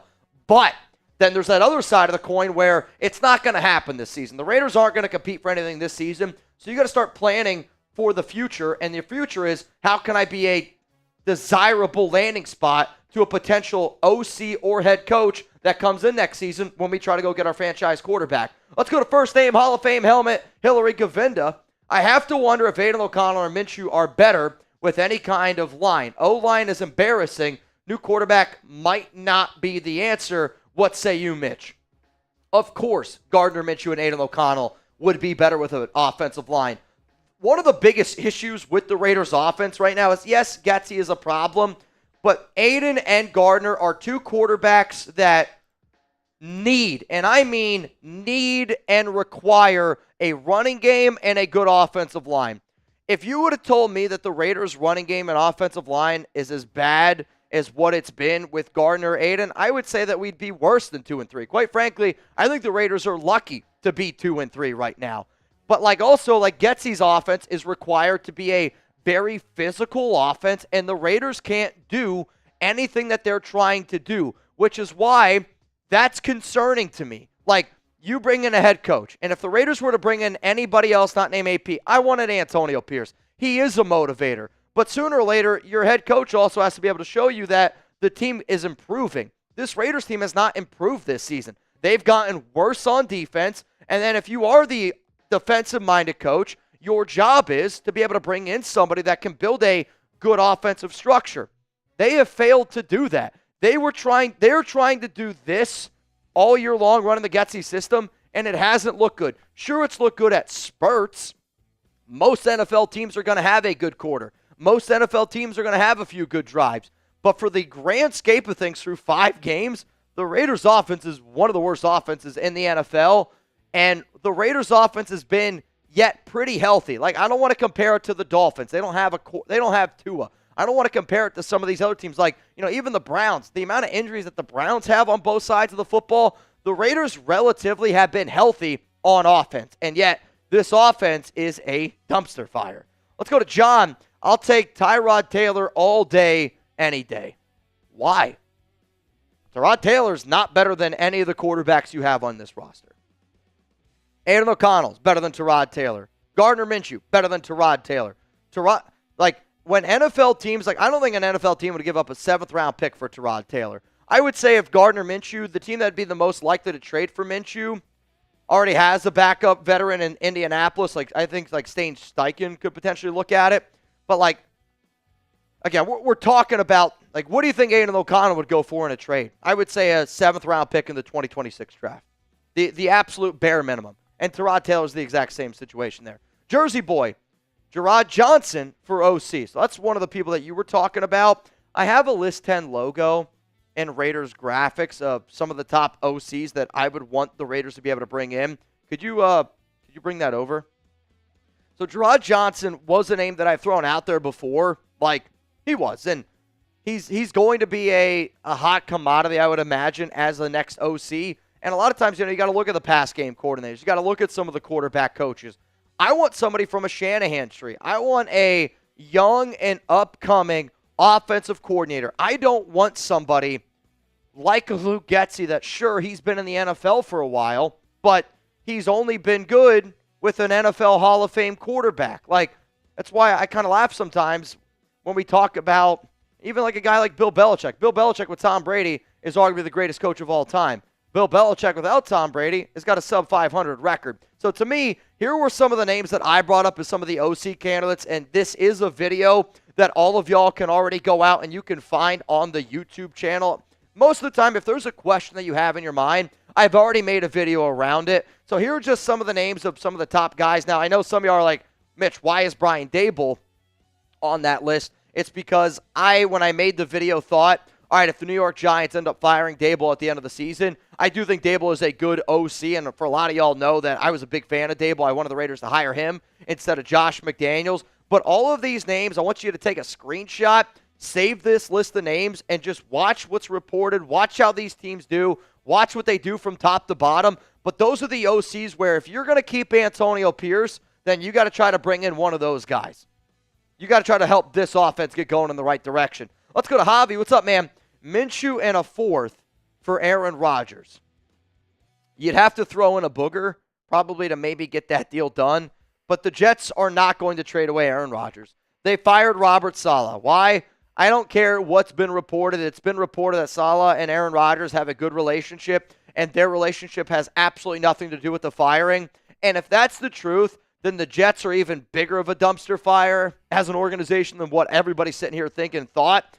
But Rodgers is going to stay with the Jets. Davante, I think it's only a matter of time before he goes to New York as well. Rich Wolf, you're next up here on the Raiders Report. If you haven't already, make sure you click that like button. We got 1,800 people here in the building, and we are waiting for the Raiders to trade Davante Adams. As soon as that happens, Chugs and I already have a bunch of videos on tap for y'all. Would AP step down and be assistant head coach? We get Ben Johnson, Clay Kubiak, and Graham Saleh as DC. Ward and Milroe redraft, improve the O-line.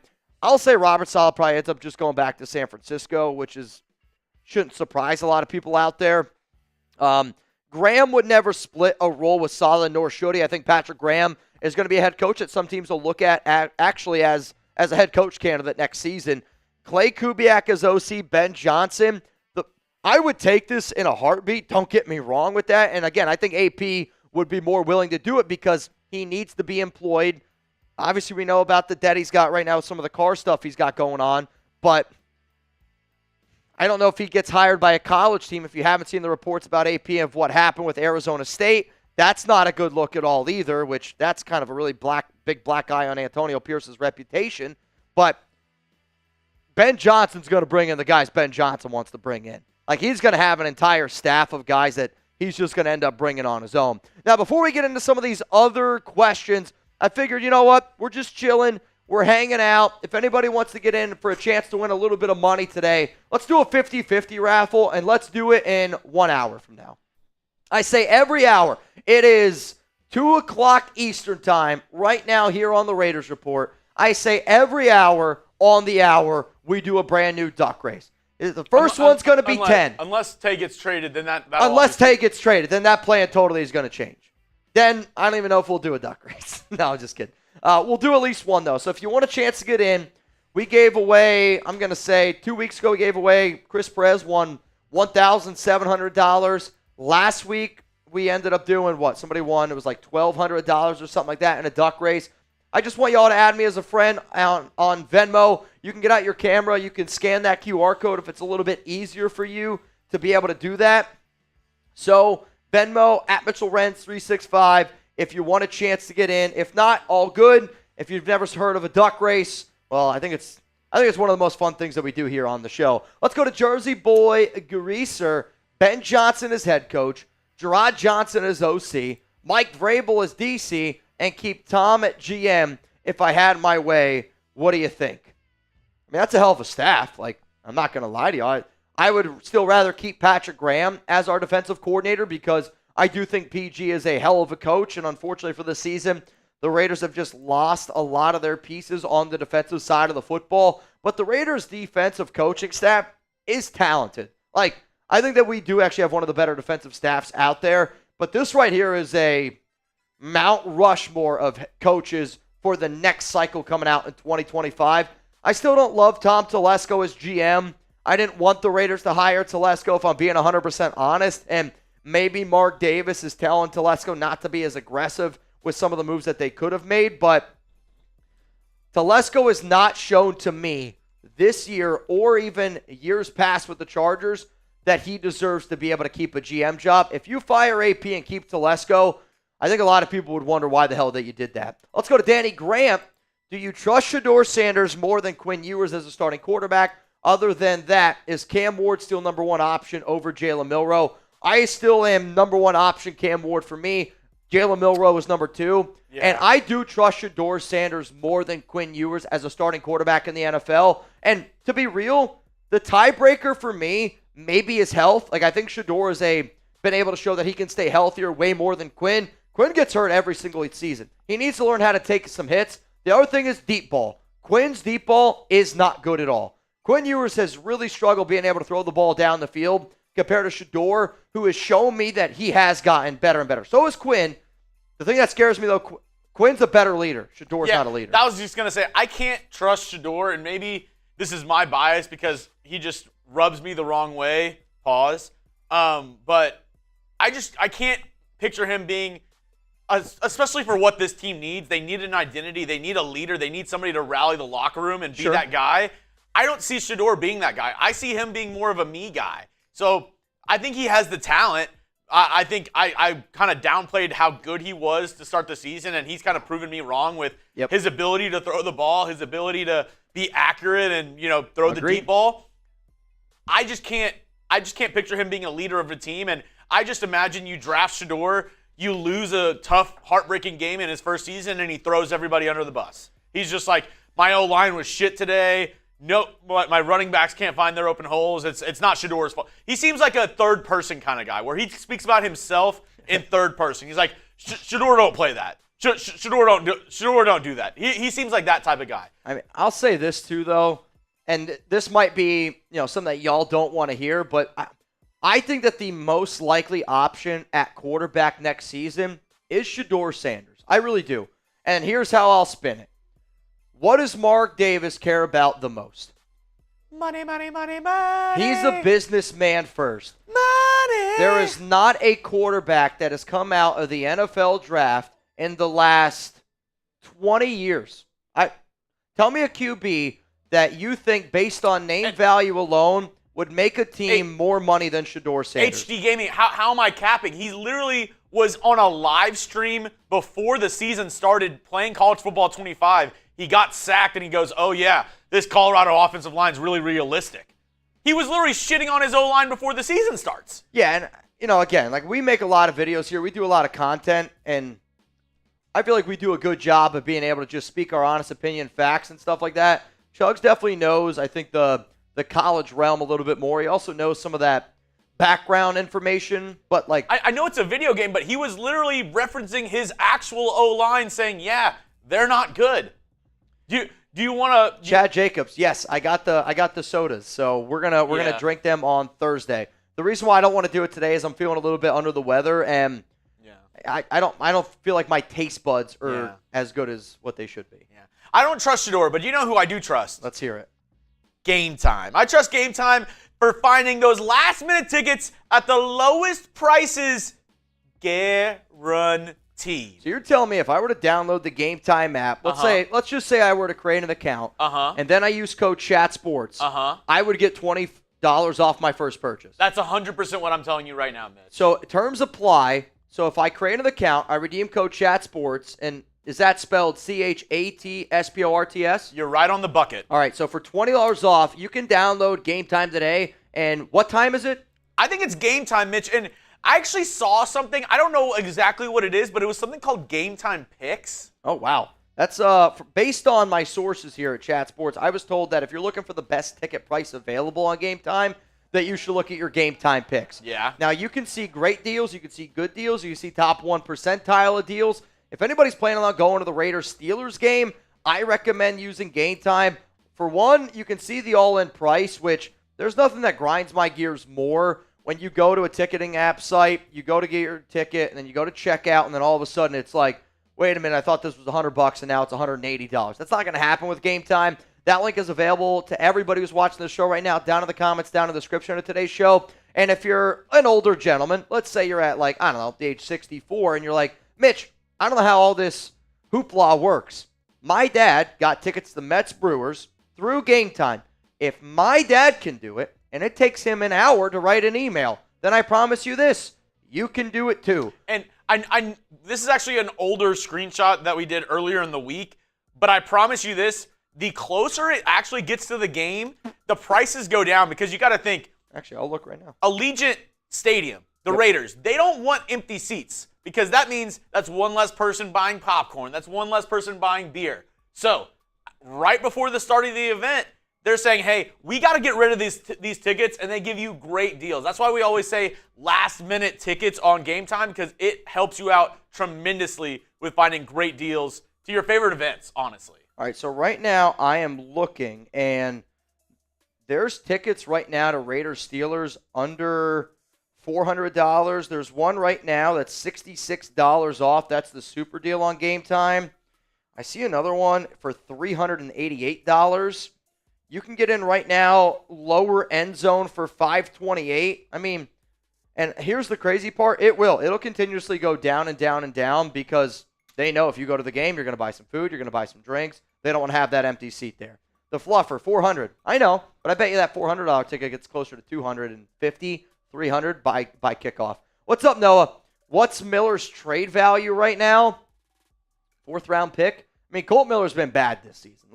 He's been bad this year. The other reason why you're not going to get a lot from Miller is because he wants a new contract. He's got $0 million guaranteed on his deal. So if you're a team that ends up trading for Colt Miller, you're trading for a 30-year-old left tackle who's been not great this season, who's been battling injuries the past 2 seasons, and he wants a brand new deal. And I still think Miller, when he's healthy, Colton could be a good left tackle. He is a good dude.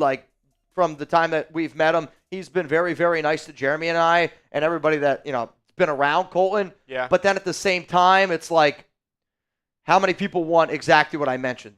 The list isn't high. I would say an injury would have to happen to a left tackle on a competing team for a team to go out there and go, all right, we'll trade Colton Miller. But Miller is absolutely 100% somebody to keep in mind to watch for during the NFL trade deadline if their Munford is healthy, because Munford, they believe, can play left tackle, DJ Glaze could play right tackle, and then Colton Miller could be on his way out anyway, even after the season. Let's go to Big Daddy. Oh, stop with Mayor. Oh! It's not football related. How do you know? And if you know that, please share it with me. I would love to know. I've reached out to a lot of people in regards to Mayor, and, we've kind of said before, I don't like to over-speculate, especially because if this is a situation that's non-football related. However, though, I was also told to not talk about Davante Adams trade rumors because they were never going to happen. They ended up happening. I reach out to my guys, the people that I talk to. This is a situation that deserves to be talked about. Maybe those guys are wrong. Maybe it's wrong, but I'm just always going to talk about rumors from here on out because the amount of names that I got called, the amount of death threats that even my fiance Alex got when I would talk about Davante Adams trade rumors. Now I'm looking at everybody on this show. If there's a rumor, even if there is a 1% chance of it happening, I'm going to talk about it. One, because it's my job. Two, because the NFL's crazy and you just never know what's going to happen in this league. The amount of shit that we got called here for talking about Davante trade rumors back in August, back in September. I will talk about every trade rumor and everything on this show, and even if it's a little bit football related. But I appreciate you, Big Daddy-O. Nick, it was reported that Mayer's family just reached out to the team. It's a situation that's happening before the NFL that popped up again. And if that's the case, then the only things that I know are right now around business decisions, Davante Adams trade rumors. But if the Mayer family did reach out to the Raiders and they filled them in a certain situation, then I'll reach out to my guys. We'll get a little bit more information, and we'll go from there. But I appreciate you guys sharing that with me. Let's go to God Family and Raiders for Life. My trade hopes for Tay, Jets second, and Allen the running back, or Hassan Reddick and Allen Saints second. Oh, boy. You got a lot of information in here. Again, I'll say this. I don't want the Raiders to trade for a running back. I don't think it makes any sense where you got to figure out your quarterback. You got to figure out your offensive line. If the Raiders trade for a running back right now, I'll continuously say that this organization has no idea what they're doing. Second and Spencer Rattler. Steelers second and Justin Fields. Bills second and Greg Russo. Unfortunately, none of those trades are going to happen. They're just way too expensive. Like, if you're going to trade a second and Hassan Reddick, the Raiders are going to send Davante, and you're probably also going to have to send a fourth-round pick or something like that. Steelers second and Justin Fields is Davante and probably a fifth-round pick on top of that, maybe even a little bit more. They're not going to give you Greg Russo. I would say right now, if you're the Raiders, you don't want a player in that trade. You want draft capital, draft capital, draft capital. We'll see what ends up happening. But he said Google it. I'll Google it. Michael Mayer. Yeah, I don't have anything here, man. Let's go to another super chat coming in here on today's show. And again, if you want to get your questions, comments, which I know we still have a lot to get through. We probably have another 20 super chats to get through here on today's show. We got 1,600 people in the building. If you want to get your questions or comments on, please super chat or use hashtag Raiders, and we'll do our best here to answer all those questions. Noah, Chug saying go live to Petey is straight comedy. Go live. Hey, we have a lot of different shows here at Chat Sports, and when news happens around all of our teams, I like that you guys can appreciate some of the conversations that we have inside of the Chat Sports studios, but the relationships we have here are ones that I'll cherish for a long time. I think PD is getting ready to go live. I don't know. Maybe. You going live, Petey? Let's go. Live at 3. Hey, let's get live. If you want to see the latest around Whiteheart, second best heart. The second best heart. I have a white right heart. behind Braveheart. Let's go to Chazers 24. Chazers. Sounds like he drinks boba.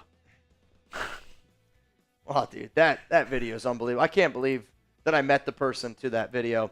This sounds like if Chugs were just, it was like, all right, Pornhub is blocked in Texas. I can't get Brazzers, so I'm going to make my own. Chazers. That's it. It sounds like you're like 7 shots deep, and you're asking the bartender for a chaser. You're like, can I get some Chazers? How many do you need? 24. I feel like shit hit the fan when ATL took Penix. Let's right the wrong, go get him, send the first and Davante, get it done. Also, fire Luke Getsy. I mean, I can remember when we were live on NFL Draft Night, I got the text that was like, shit's about to get crazy here. Atlanta ended up taking Michael Penix Jr., which I don't even know, because based on some of the reports that have been floated out there, narrative is there, but I would say if the Raiders send a first-round pick and Davante Adams, you get Michael Penix Jr., Penix on this Raiders team right now, the offense that Penix needs to be in, to me, is more of a spread offense, which I think you got to look at what the Washington Huskies did, his old coach Ryan Grubb, and what they did out there. They really did a good job of being able to spread the ball around, spreading out the offense. The Raiders don't have the skill position players that I think pair well right now with somebody like Penix. Penix would be a great quarterback option. I really do think that. But our number one is Jacoby. You got Trey Tucker, Brock Bowers. Like, that's not an offense, and with this offensive line, that does Penix a lot of favors. Yeah. Like, and that's a real statement there. The problem is, whatever quarterback that you try to bring into this situation right now, it's not a good situation. So whatever quarterback that you want to build around your franchise quarterback, you want to be able to bring them into a good situation. Unfortunately, I don't think that that's going to happen this season, which is why, honestly, I do just want the Raiders to be able to build draft capital and try to fix it in the offseason. Let's go to Ivan. Ivan! Have to get rid of Pierce. Even if you sign a good OC, he's just going to leave after a season or two and become a head coach somewhere else. That would be the... I don't think that makes any sense. Literal last thing I would be... If you're worried about Antonio Pierce being a head coach for another NFL team, I mean, you're hoping that there's another NFL team that's really off their rocker dumb. Because if you're like, oh, this guy is not doing well and like on the hot seat, that's the guy I want. Yeah, I mean, I'll tell you this right now. If Antonio Pierce's tenure with the Raiders isn't excellent, he's not going to get another head coaching job anywhere. I don't know. He won't. The only way I see him getting a different head coaching job next year is if the Raiders go undefeated for the rest of this year. Have to get rid of Pierce. I think what he's saying here now, I see somebody in the comments is saying this. We have to go get a good OC because that good OC would become a head coach. Oh, all right. And if that's your statement, then I don't disagree with that. Yeah. But okay, that makes more sense. I will say the Raiders' appeal might be a little bit more attractive simply because AP doesn't call anything on defense or on offense. Not many head coaches. I don't know if any head coaches are in that situation. I got to sneeze. All right, I think I'm all right.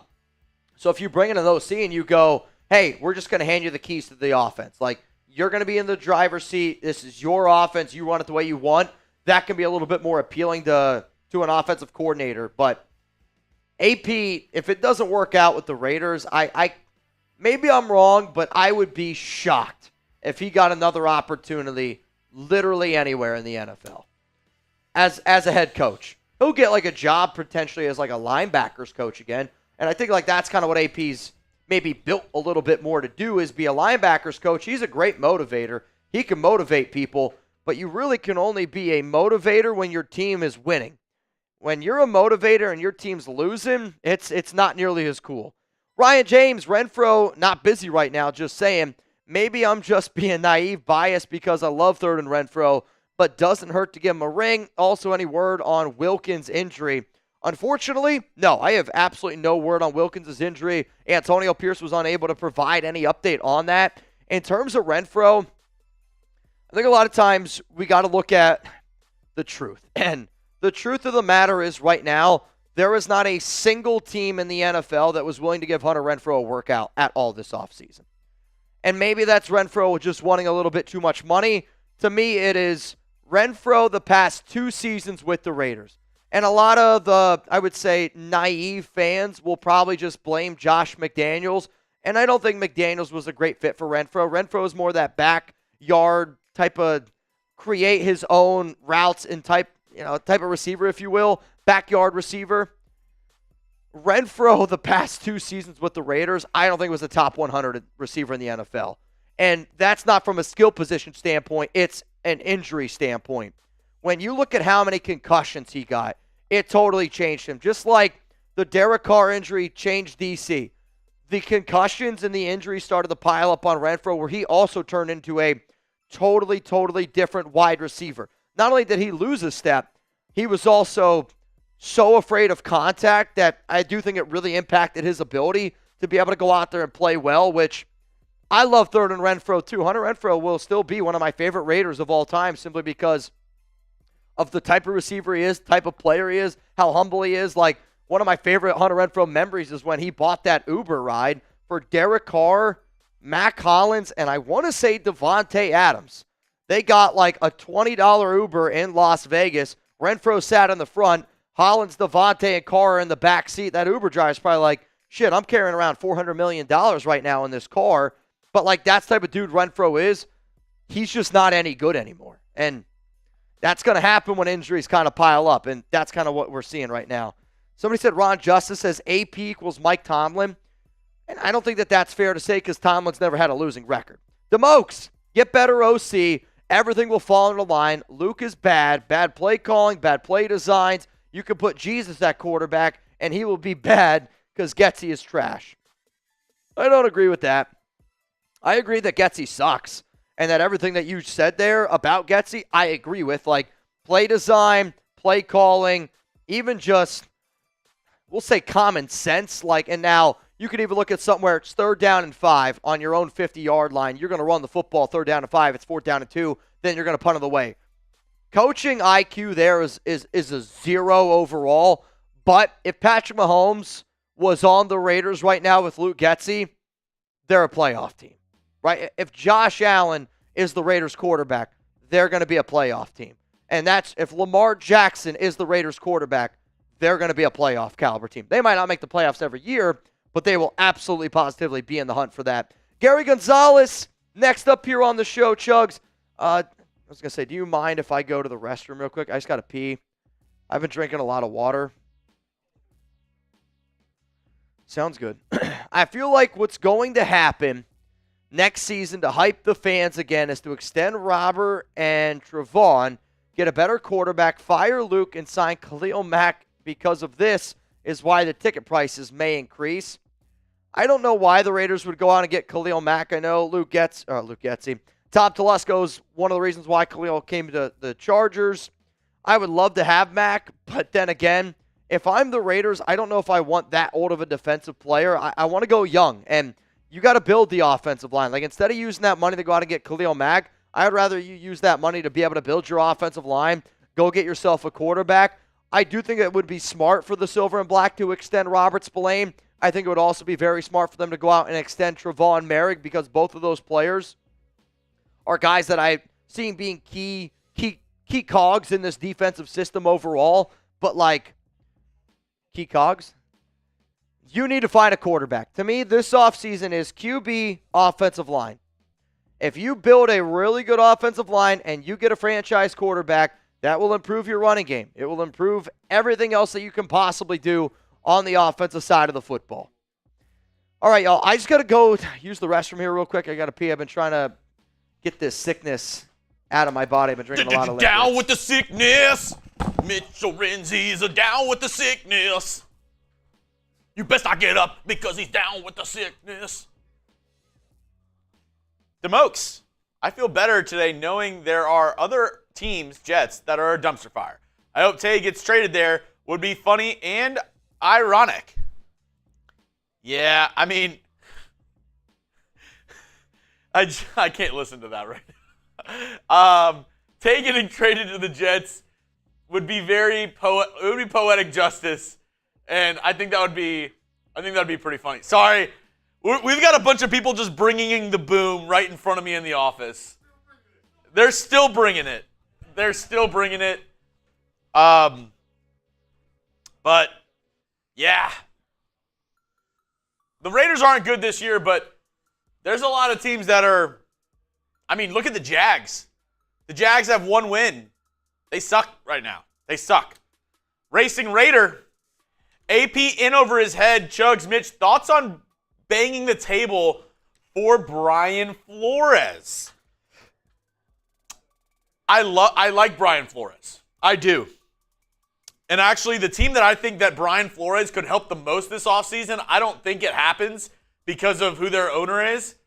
But I think the best fit with Brian Flores would actually be the Dallas Cowboys, because I think Brian Flores, to be a good head coach, he's got to have an established quarterback already on that team. He's got to, especially if he's going to be the head guy there, he has nothing to do with the offense. He needs some help on the offensive side of the football, either an established OC or somebody who's really good at play calling or an established quarterback. I don't know if Brian Flores does it for the Raiders, though, because the problem is you need a quarterback and you need an offensive identity. I don't think that Brian Flores brings that. He's amazing on defense, has one of the best defenses in the entire NFL right now. But, I mean, That Patrick Graham too. I don't think the defense is necessarily your number one problem.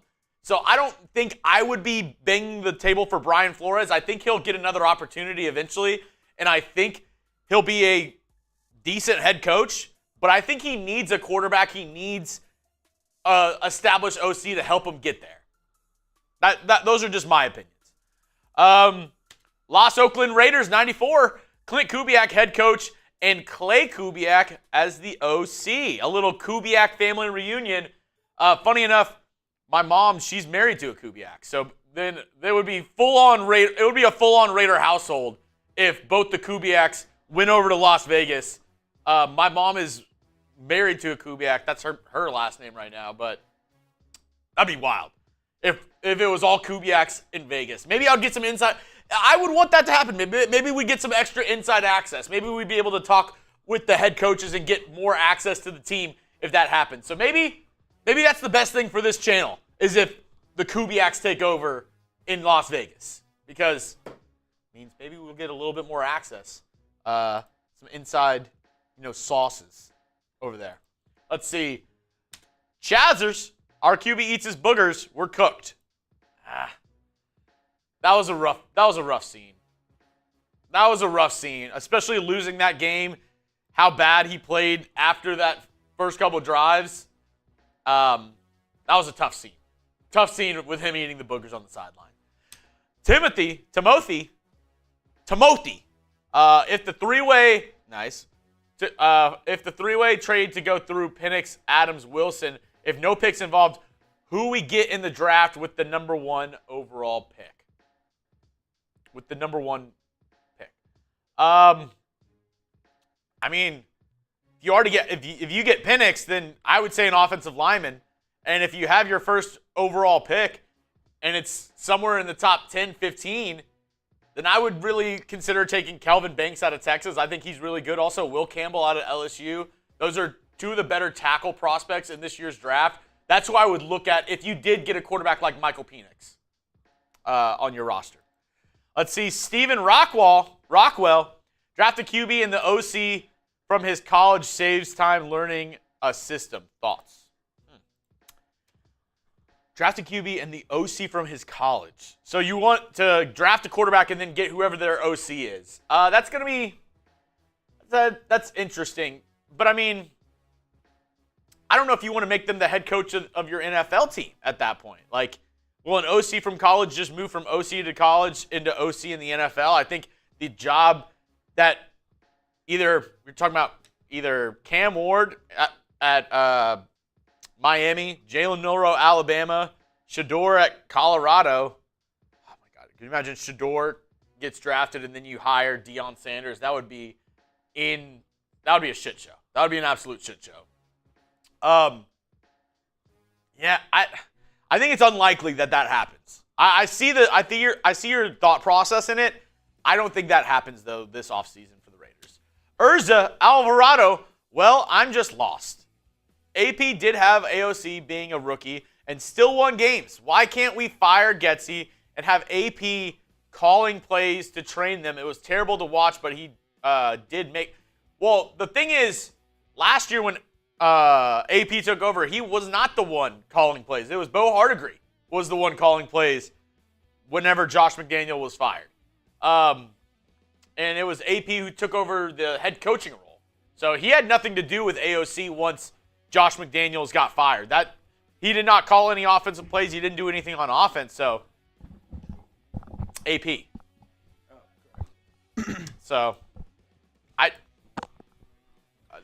that's the one hard part about having AP as your head coach is that you can't really turn it. I mean, maybe on the defensive side, but I trust Patrick Graham way more than AP on the defensive side of the football. Correct. Yeah, and I think when you hire a coach like Antonio Pierce, the idea is to kind of almost be maybe like a Dan Campbell, where you're kind of more of like just the overseer of everything. Because, I mean, AP's not going to go out there and call plays. Like, he's never done it his career. Patrick Graham is a better defensive coordinator than Antonio Pierce. I mean, he is. AP's a motivator. Drew, we do have Culver's here in Texas. He said the Curter Burger is back. Somebody tell Sperry. The what? Somebody tell Lynn. What kind of burger? The curd burger is back at Culver's. Curd burger. The curd burger. Curd. Yeah. Oh, dude, yeah, that's probably amazing. Oh yeah.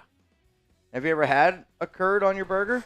I've never curded my burger before. A gooey golden Wisconsin cheese curd crown stacked on our signature deluxe butter burger. I mean, this literally looks, you know how like a burger, it looks like a burger patty, but it's a cheese curd. I mean, it looks like a fried, I mean, I'll tell you this right now, does look good. It also looks like instant cholesterol. I mean, instantly. As soon as you eat that, your doctor calls you, goes, your cholesterol is really high. Though, I did see something, which, because I like to eat eggs for breakfast. Like, I could eat eggs, breakfast, lunch, dinner, kind of just grew up on it. And growing up, I was always like, oh, you shouldn't eat a lot of eggs because of the cholesterol in it and the yolks. There was a Harvard student, you can look this up. It was a Harvard student. He ate 700 eggs, and his cholesterol went down. I don't know. Just saying. Let's go to Noah. If Davante goes to the Chiefs, wouldn't that be like Durant to Golden State Warriors? Not good for DA legacy, in my opinion. I think it's totally different in the NBA compared to the NFL because winning a Super Bowl, I do think is more challenging than winning the NBA championship just based on 5 guys in your starting roster compared to the amount of different players that play not both sides, where in the NBA, you know, a lot of these guys play on both sides of the court, obviously. But Davante, if he wins a Super Bowl, I think it obviously helps his legacy even longer in that he's somebody that helps, you know, the Chiefs win 3 in a row. I don't want that to happen. I know how difficult it is for teams to win a Super Bowl. Like, it would suck to have Davante go to Kansas City, but if we got a first and a second round pick from the Chiefs, again, I don't think that you would get that, but the only way that I would trade Davante Adams to Kansas City is if I got a first and a second round back at least, which is like buying a car in 2022, taking it back to the dealership in 2024 and going, I want this at the exact same price that I paid for it. It simply doesn't happen. Let's go to Preston. What's up, my man? Hire Kubiak as OC. Tom Cable as O-line coach. I'm not a big Tom Cable offensive line coach guy. I think Tom Cable, I know some of y'all like Cable. I'm not as much on boat that Cable's a good offensive line coach. I think that's still a little bit in the older realm. We could do a better job. Oh, Marsh said you want to know my offensive line coach that I want? Richie Incognito. I've talked to Incognito. He would do it too. You want Incognito to be your O-line coach? Sign me up. Richie Incognito, offensive line coach. No. No? No. It's a physical dude. Yeah. He would take the job. I've talked to him about it. You know what his history is with all that. You want him to be a coach? I actually don't think it's that impossible. The Raiders have talked to him about potentially joining their staff. I know what he did in Miami. Not good. Yeah.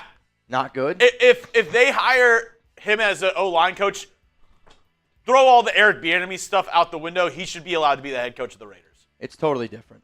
I don't really see it as much to be. I think it's different based off of what the Kaufman situation is. You're saying, oh, this crime and this thing that you did is a little bit worse than this one, which I don't really see them as.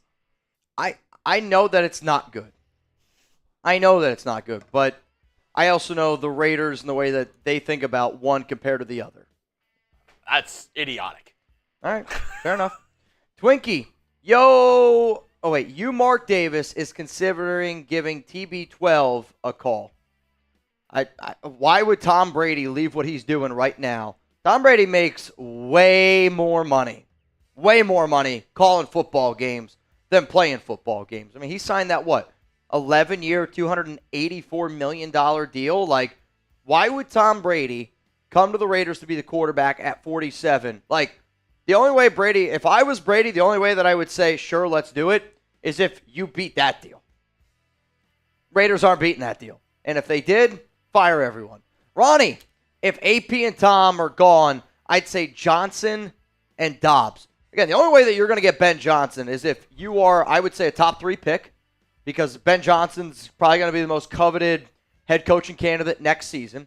You're going to have to pay him $15 million. You better have a lot of salary cap, and you better have even more draft capital than just that top 3 pick. So I hear what you're saying, and I would take Ben Johnson.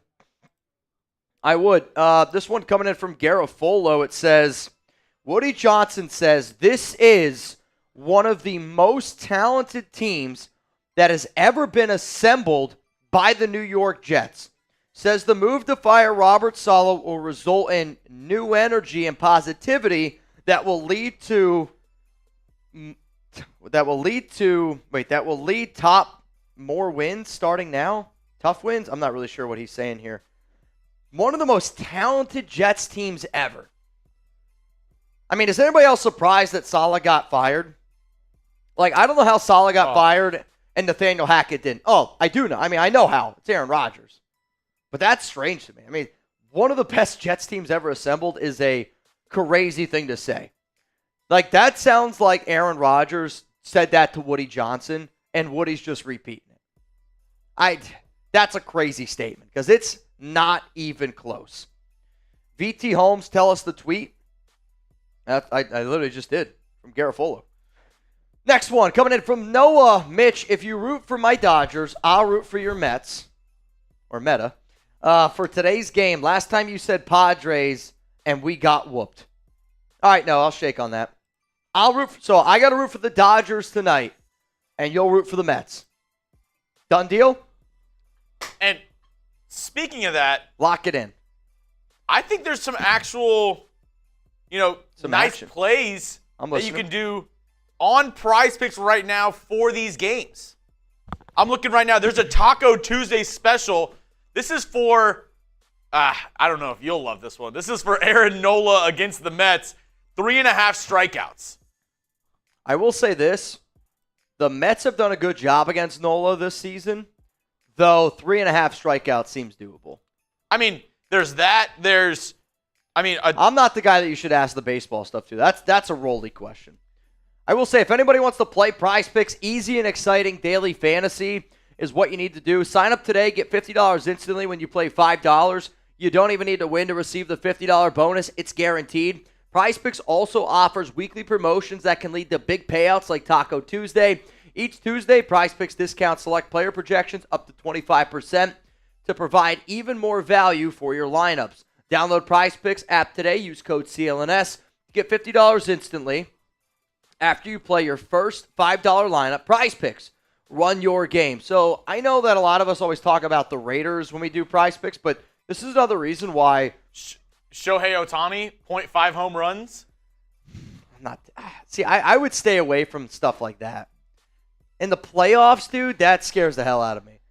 If there's an Aaron Judge strikeout, it would be that. Strikeouts? He can't put the bat on the ball right now. Hitter strikeouts right now. Let's see. Oh, I don't know if they Woody Johnson says that he spoke to Aaron Rodgers last night, but didn't discuss Robert Saleh specifically. Wow, this is actually kind of wild. I don't know about that. They don't have Aaron Judge strikeouts on here. Okay. I think because it happens so often, they're just like, we know it's going to happen. Let me see here. Let me you guys want to try to build a PrizePick lineup tonight for All right, Noah. I say we try to build a PrizePicks lineup for the MLB games tonight. Though, yeah, the Aaron Nola 3.5 strikeouts, I'd probably take that. That's a tough one. Bryce Harper, 1.5 total bases. That's a demon pick. I like that one a lot simply because one swing of the bat and Harper can change it. Which obviously that goes for any player, but certain guys are a little bit more. Fantasy score is crazy. Sean Manaea, 15.5 pitching outs. That's a lot. That's a lot. Fantasy scores for baseball is wild. Like this says 27.5 points for Manaea in fantasy. I'm like, I have no idea if that's a lot or not. Is 25 a lot on fantasy? I mean, I don't know. I don't know how fantasy baseball works for scoring. The last time I played fantasy baseball, I'm not kidding you. I think my first round pick was Jimmy Rollins. I think every piece of gum you chew is another point. Terry Francona then's got to be the first overall pick. Ed, Mitch, Adams to Buffalo for a third and 2 4ths, then trade a 4th to Pittsburgh for Fields. I mean, the problem with this is you don't have, like, I want higher draft capital. I want a second, dude. I feel like if you legitimately want to try to go get your quarterback next season and you don't have one of those top picks, you're going to need, because a third and fourth doesn't do anything to help you move up. It's wild because I asked Mitch before the start of the season, I said, Davante Adams trade, there's rumors around it. What would you ask for? And he told me, I would want a first. Oh, before the draft, you said 2 firsts. Before the draft, I mean, yeah, because I didn't think it would be as low discounted as it is now. From 2 firsts to a third and 2 fourths. Sure. How the mighty have fallen. Totally different situations. But, I mean, I'll say if the trade would have just been out of the blue, right? If nothing would have been leaked, if no rumors would have happened, I think Davante would have got traded for a potential first. Potential. As soon as everything comes out, value just goes right down the drain. I mean, it does. And I like the thought process, but again, I want draft capital because Justin Fields he makes us better this season. Well, and but we're still in the I don't think we're a playoff team with Justin Fields at quarterback. I don't even think Pittsburgh wants to trade Fields because they don't know how Russell Wilson's going to play yet. He hasn't played a snap of football this season. So it's like, why trade away your backup when you don't even know if your potential starter, how he's going to look? Sure. I see a comment. It's Rich Low for life. We shouldn't be trading Davante. He is a real Raider.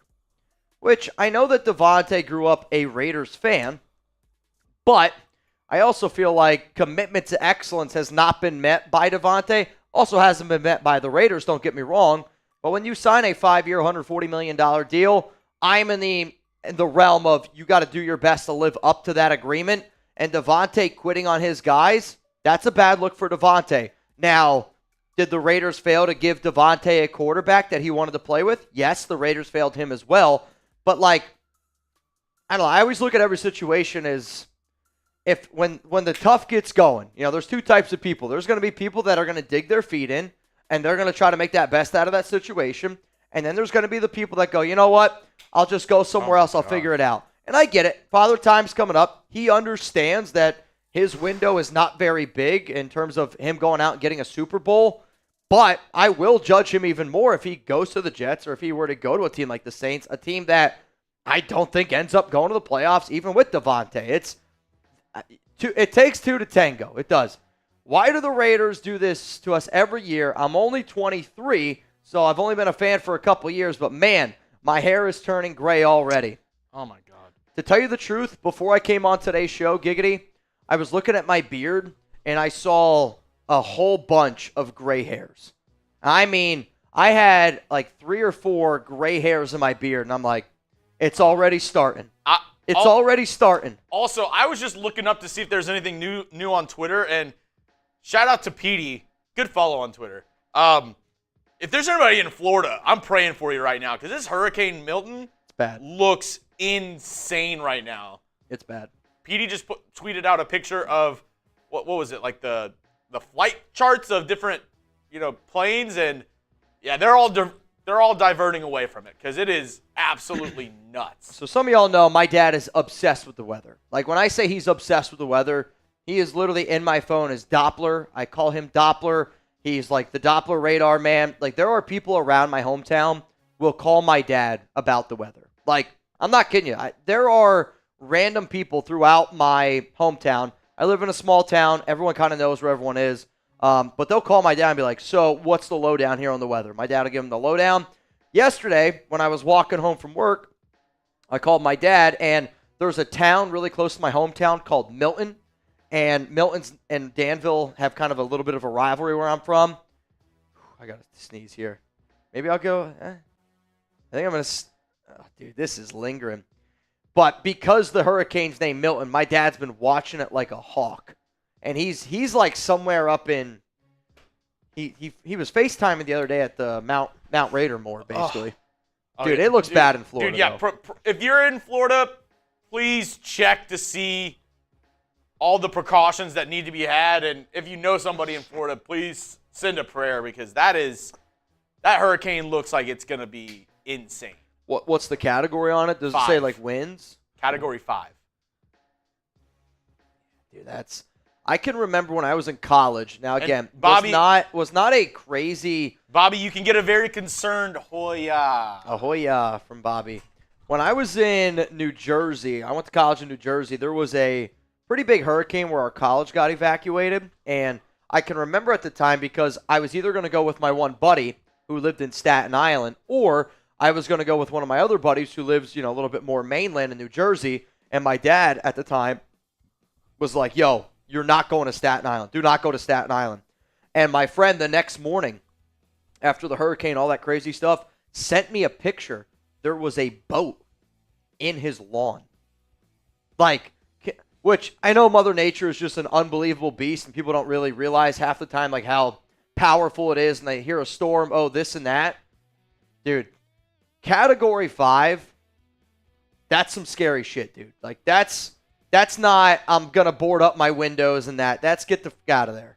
Yeah, that is. You get the F out of there. If anybody's watching this show right now in Florida, get the F out of there. Yeah, 90-mile-per-hour winds recorded right now. 160. I know Petey's a big weather guy, too. He's a big flight pattern weather guy. So as soon as I saw that, I was like, shit's getting real. I'm not convinced that Petey's not 40-something years old. Yeah, I mean, you can't tell me that. He comes home, he likes a nice glass of scotch and watching a little bit of World War II in color. And if you give him a glass of orange juice, look at the F out. What's crazy is he sits next to the guy that rose 3 days from the dead. In 3 days. All right, let's go to Jordan. Davante to the Vikings for Christian Darrisaw. They laugh in your face. They already have. What's crazy is, you can always go back and you can look at draft day conversations. The amount of people that were so mad at me when I said the Raiders fumbled the draft by taking Leatherwood over Darrisaw, which I know that we do a lot of crazy shenanigans on the show, and I hope that people know that. Yes, we drink beer. Yes, we do. We silver and black out sometimes. We do a lot of crazy, stupid shenanigan stuff. We wear costumes. But also the amount of time and homework that we put in on a daily basis to cover certain things, I think that's why we are the #1 most watched Raiders show in the world, because people get that, where they're like, all right, yeah, these guys are going to clown around, but they're also going to provide good content. If you were to go back and if you were to look at the picks that we would have made as a Raiders Report audience compared to the picks that the Raiders actually have made, it's actually unbelievable. You go back and you look. I was actually doing this the other day as an assignment. Instead of Leatherwood, I was on the show. I said I would have taken Darrisaw. You go back, you look at Henry Ruggs, and I think Ruggs' situation, if he doesn't do the stupid shit, would have turned out to be a good career because he was a good player. I would have taken CeeDee Lamb. Damon Arnett, I don't even want to tell you the player that I said that I would have picked over Damon Arnett. Who? You got to go back and look. Because we were sitting there and we were going through all these names, and then Damon Arnett got picked, and I was just mental lockdown, mental freeze.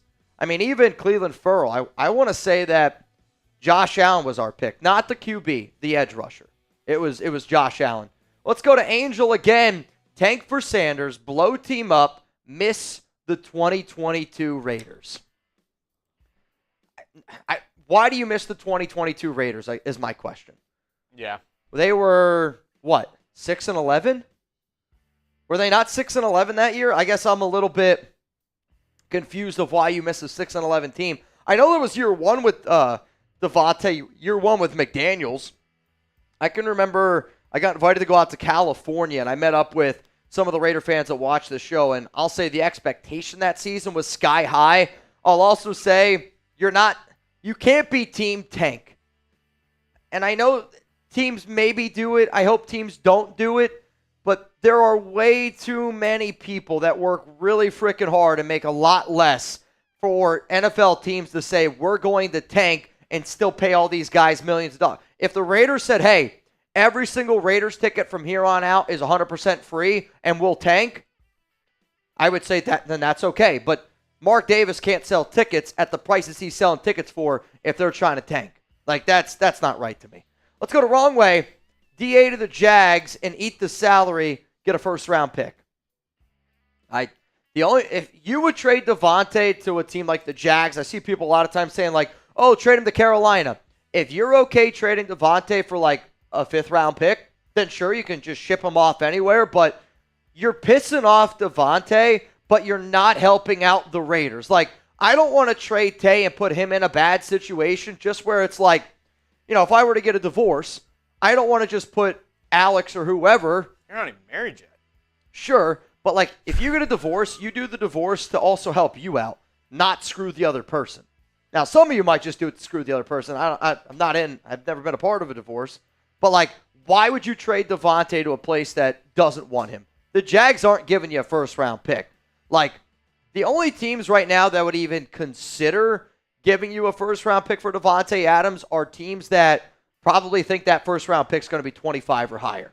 And the Jags look at that first round and they go, that is worth multiple first-round picks. Devin, sounding good on the live chugs. Appreciate your part in making the studio a success. Keep it up, y'all. Hey. There we go. Sometimes you need it once in a while. Hey, thanks, Devin. If you guys haven't seen, Jeremy today talked about Stephon Diggs. Yeah. Just doing my job. I'm glad that somebody thinks that I'm doing a really good job here, Devin. Appreciate that. Appreciate the shout out. It's always nice to be recognized. So I don't know. Love the shout out, Devin. Cruising, Killa, bring back Basach for OC. Well, Killa, that doesn't make any sense though, because he wasn't the OC. He was the special teams coordinator, and that's what he is in Green Bay right now. Correct. I think Rich Bisaccia was a really, really good dude. And that's where it's AP hard. probably got hired because the Raiders passed on Rich Bisaccia. And that's where it's hard because it's like, it's a business, but also like, Bisaccia's a good guy. Yep. I believe AP's a good guy. Yep. And that's where it's hard, where it's like, is hiring the guy who's... Aiden and Gardner Minshew are really good dudes. Sometimes nice guys finish last. And, you're not... I will say this. I would take Rich Bisaccia over Tom McMahon. Like, Tom McMahon, I don't think is a good special teams coach. I don't think he's good at all. And that's why, when you look at from top to bottom some of our coaches that we have, Tom McMahon failed in Denver. Luke Getsy failed in Chicago. And the Raiders go, all right, we're going to take these two guys. And to me, the only reason why that they brought those dudes in is for the relationship factor. And I get it. You got to have a good relationship with certain coaches on the staff to have a cohesive unit. But also, you can't just bring in bad coaches and expect good results. The Raiders are offensive coaches, like the ones at the top, not great coaches. Tom McMahon didn't have a lot of success either. Noah, I need more likes. Inject them into my veins. What does that look like? If you were to inject a bunch of likes into your veins, would you do it with a thumbs up or is it shaped like an L? Oh, good question. I guess it's YouTube. Probably a thumbs up. Noah, thanks for being a real one, my man. Always, always appreciated here on the show. We do have 700 likes, which is greatly appreciated, but we got 1,400 people watching, so let's get those numbers up, y'all. Also, before we answer John's question, where are we at on the duck race? The duck race. I actually don't even know if anyone's even in yet. It's been a while since I've looked, I'll be honest. All right. We have a lot more than nobody. I know that. Here are the people that are getting in the duck race, and I'm just going to say this, okay? Once I get these names in, I got a deal for all of y'all. Let's go with Philip Bogert. You're in. I see Amanda Frazier in. Gilbert Moreno in. Rob Fravor in. My man Matt Fluhey in. Frank Mendez, you in. Anthony Flores, you in. Mark Gallagher in. Nicholas Potter, you in. You're a wizard. Jason Aguilar wants 2, so Jason, I got you. Oh boy, accidentally deleted that. Aguilar in. I see Jack Hossel in. Luis Rod, always down to clown. Robert Montgomery, you in. Joel Rios in. Charles G, you in. I'm going to refresh my phone. Got a few more people coming in now. Noah Santana. Noah, I'm going to pay for another one for you because you're a real one. So, Noah, you're getting in again. I got Robert Kelly. Wow. In.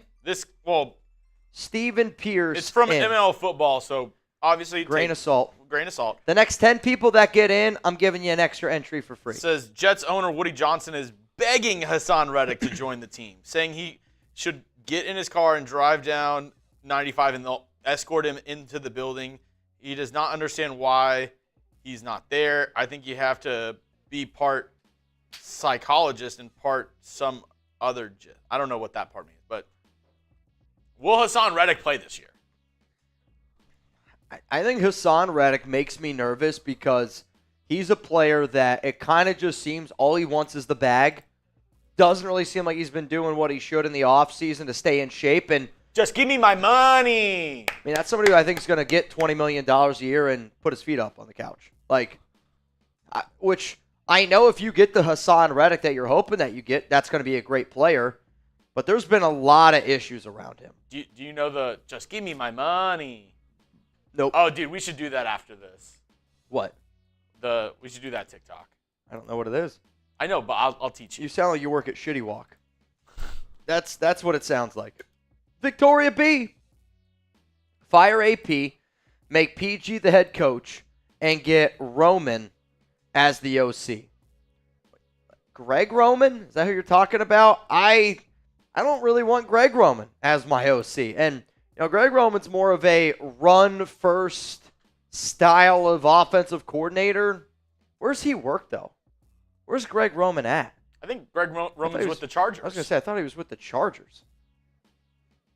Michigan.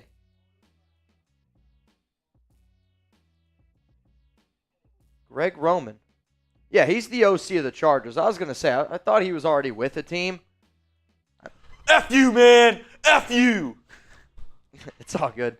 I mean, if you fire AP, which, again, it's not going to happen this season. It would happen at the end of the season. I don't mind making Patrick Graham the head coach. Though, again, if you're going to do everything that you just mentioned, I want an offensive-minded coach because you're going to take a quarterback high. We can't afford to bring in a young quarterback unless we have either a phenomenal offensive coordinator or an offensive-minded head coach. We don't have either right now. Jacob Yarrow, you're next up here on the Raiders Report. What's up, man? Minshew for Tyson Bagent. You got youth, speed, strength, and if it doesn't work out, you got a good QB2 for the quarterback we draft in 2025. I think the Bears say no. So what would you add on top of that?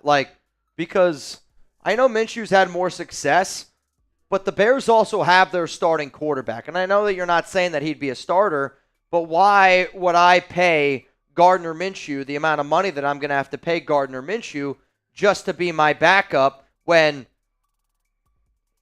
Tyson Bagent and Gardner Minshew are, I can make an argument of why the guy is the exact same type of QB. One's way more cheaper than the other. I think that you would actually have to give Chicago a little bit more in order to pull this trade off. Now, I'll admit, Tyson Bagent does have some connections with Getsy, and I talk about Bagent in the video that I put out earlier this morning, but if I'm the Raiders, the only quarterbacks I am trading for this season legitimately are probably my top 4 quarterbacks that I talked about in the video that I put out this morning, but I don't want to give up any draft capital, or at least heavy draft capital to go get them. OC, can we trade Getsy along with Adams? Please wait. That might be Adams' value. You don't want, if you included Getsy in any deal, there's not a team. I actually don't think there's a team alive that would take Luke Getsy as an OC. So it would be, there's not an NFL team right now that would take Luke Getsy as OC. I don't think, to my knowledge, there's ever been a trade for an offensive coordinator. I mean, there's been a trade for head coach. Yeah, I don't think there's ever been a trade for an offensive coordinator. I got to see. No, for offensive, we'll see. I don't see it. I don't think it's ever happened. Yep, maybe the first one. That'd be wild. Imagine trading for Luke Getsy. Joseph. It seems we only beat teams we're not supposed to. Will you be surprised if we beat the Steelers? I got a feeling it's going to happen. I got a feeling. Would I be surprised? Yes. I think everybody watching the show right now would be surprised if the Raiders beat the Pittsburgh Steelers. Doesn't mean it's impossible, because I agree with you. Every game that I've been at least confident in that the Raiders are going to win, they've lost. Every game this season that I've been like, I don't know if they're going to get a dub, they've ended up winning that football game. Let's go to Chance-tastic with, what a pick. Watch out for Arizona. They might move to get Adams. I would be pretty shocked if the Arizona Cardinals made a move to go out and get Davante. Oh, that's great. I mean, I think they're about to get back Zay Flowers. They're about to get him back. He's been suspended for 4 or 5 weeks. PEDs. Wait, you're saying for the Cardinals? Yeah. Didn't they just get him back? Or am I tripping? Maybe I'm tripping. I thought they just got back a receiver. I don't know. Maybe I'm tripping. I was gonna say I thought Zay Flowers was on the. I'll look. I don't remember. Or not Zay Flowers. Christ. Zay Jones. Okay.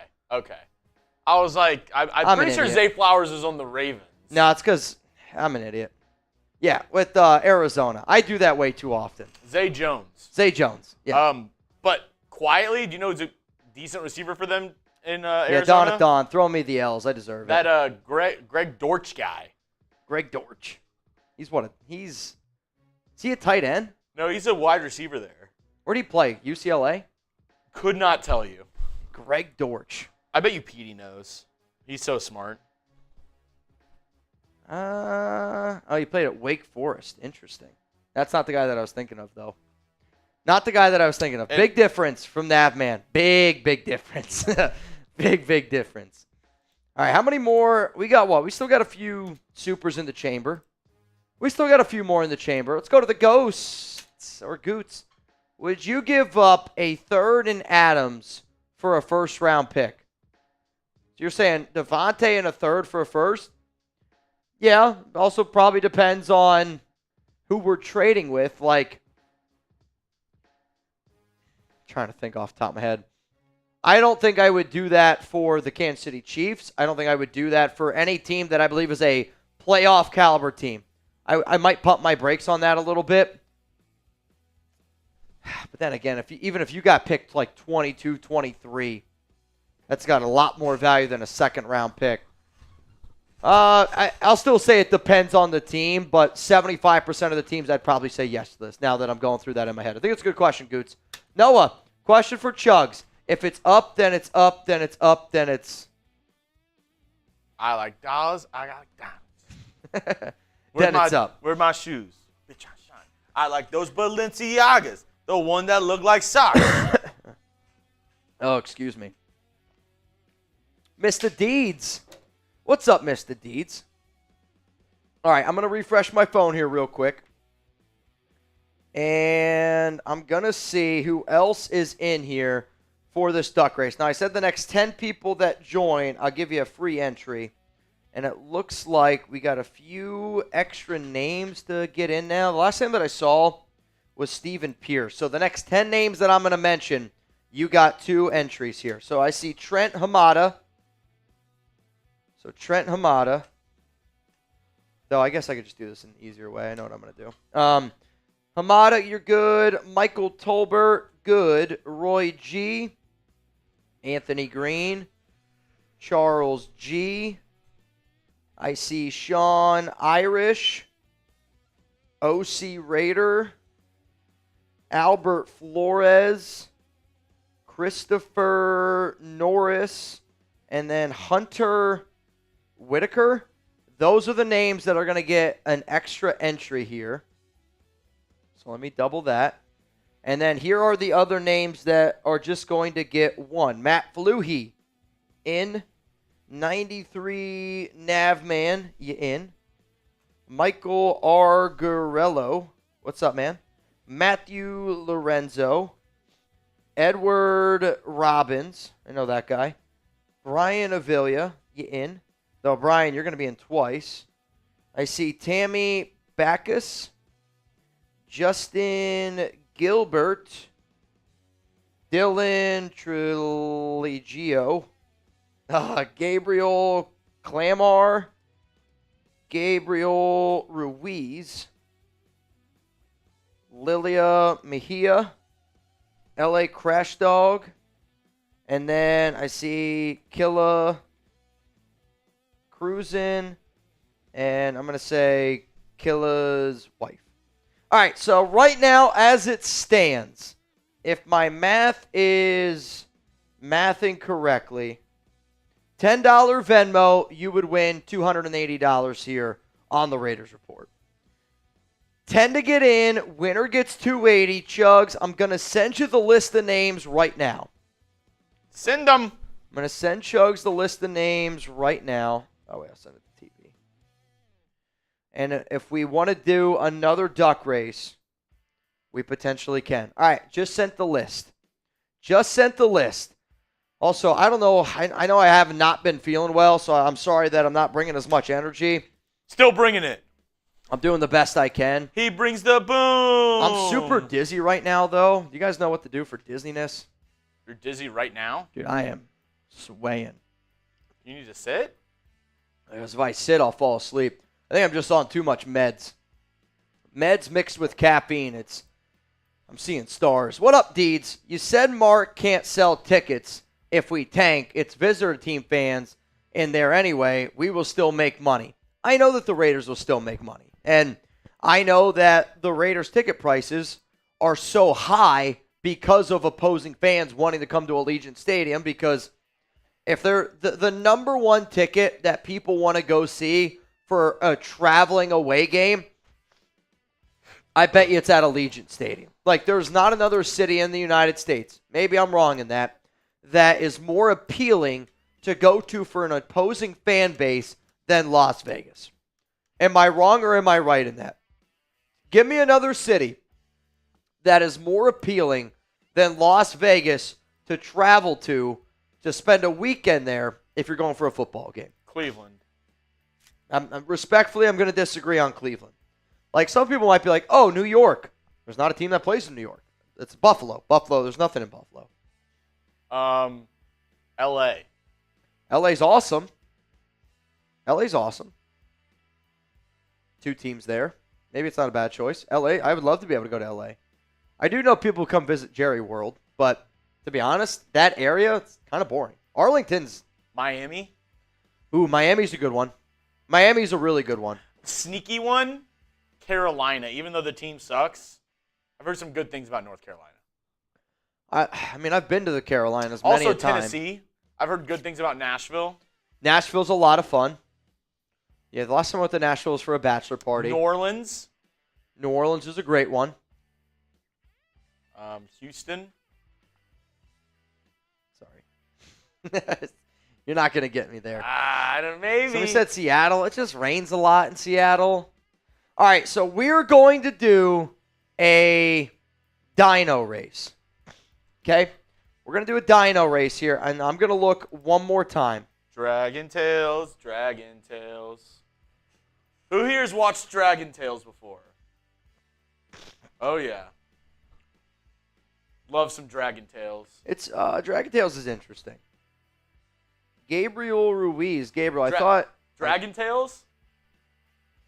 Yeah. And the one dinosaur with the 2 heads. That one was good. Gabriel Clamar and Gabriel Ruiz, you actually both sent in 20, so I'm glad that you held me accountable there. So that puts us now at 10 to win, 240. Can you add Gabriel Ruiz and then Gabriel Clemar? Their names they should be above a little bit, but Gabe, I also what can't was the spell. last name? Clemar. Clemar. All right, so the winner of this gets $240 here on the Raiders Report. You ready? I'm ready. You ready? 3, 2, 1, run it. Oh, they don't. I was gonna. They say, might fly. I'm not really sure. They kind of look like. Justin's kind of look like Coop. Damn, brutal. That's damn brutal. The accuracy, though, it's not wrong. The accuracy is there, especially because he's got orange on today. I mean, these are like baby dragons. They're just trying to I bet you whoever wins flies away. Have you seen Game of Thrones? Yeah. Favorite character? What's that, blonde? Daenerys Targaryen? Yeah. Yeah. Or who's the main character? I haven't seen it in so long. Sansa? No. No, she's a dog. Who's like the little girl that stabs the Arya? And then who's the guy with the long black hair? Jon Snow? Jon Snow. I don't know. Robert! Robert Montgomery. Stunting on him. Robert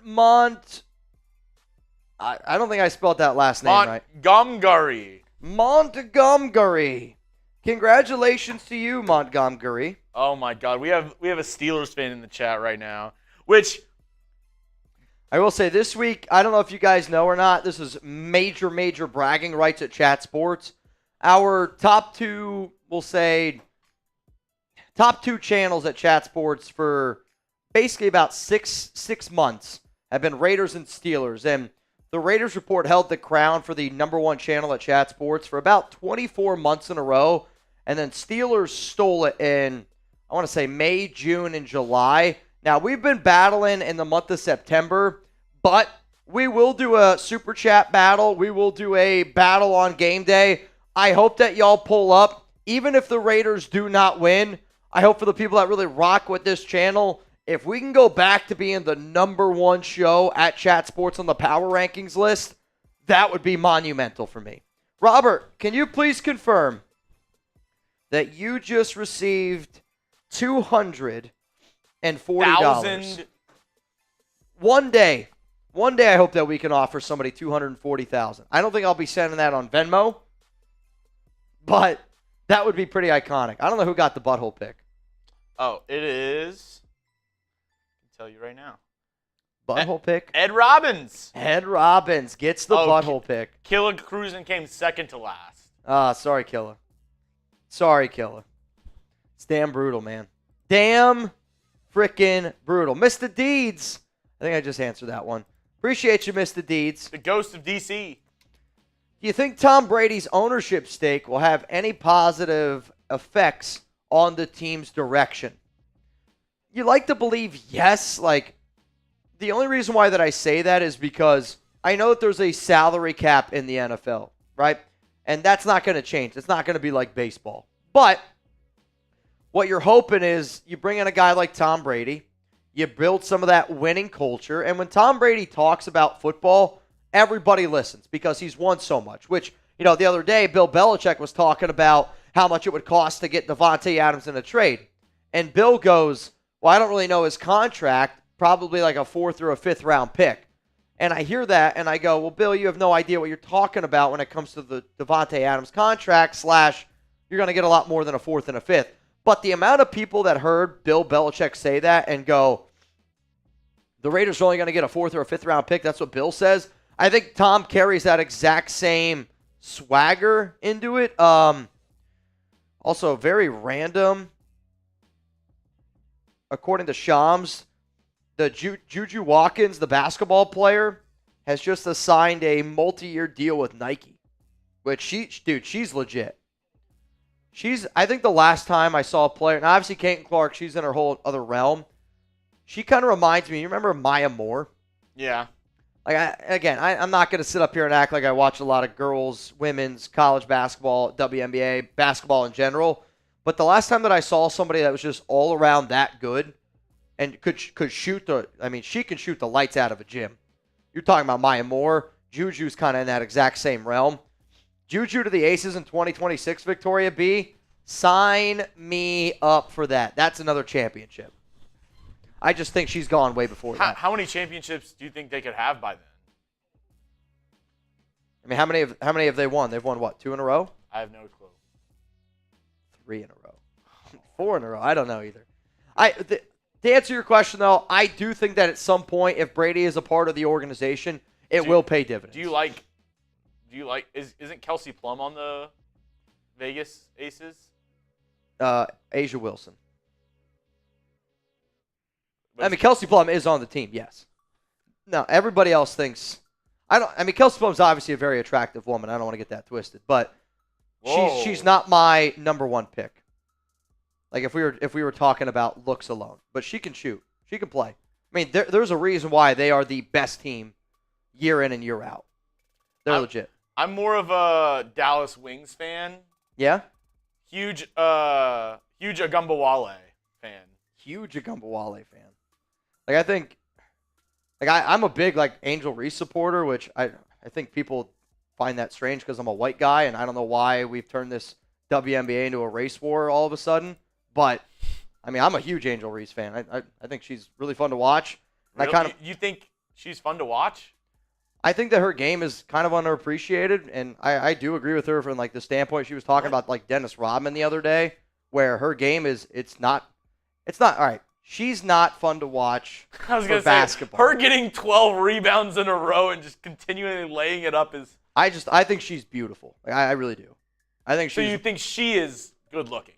She's fun to watch. Yes. Okay, in that way. Okay, I was gonna say her game.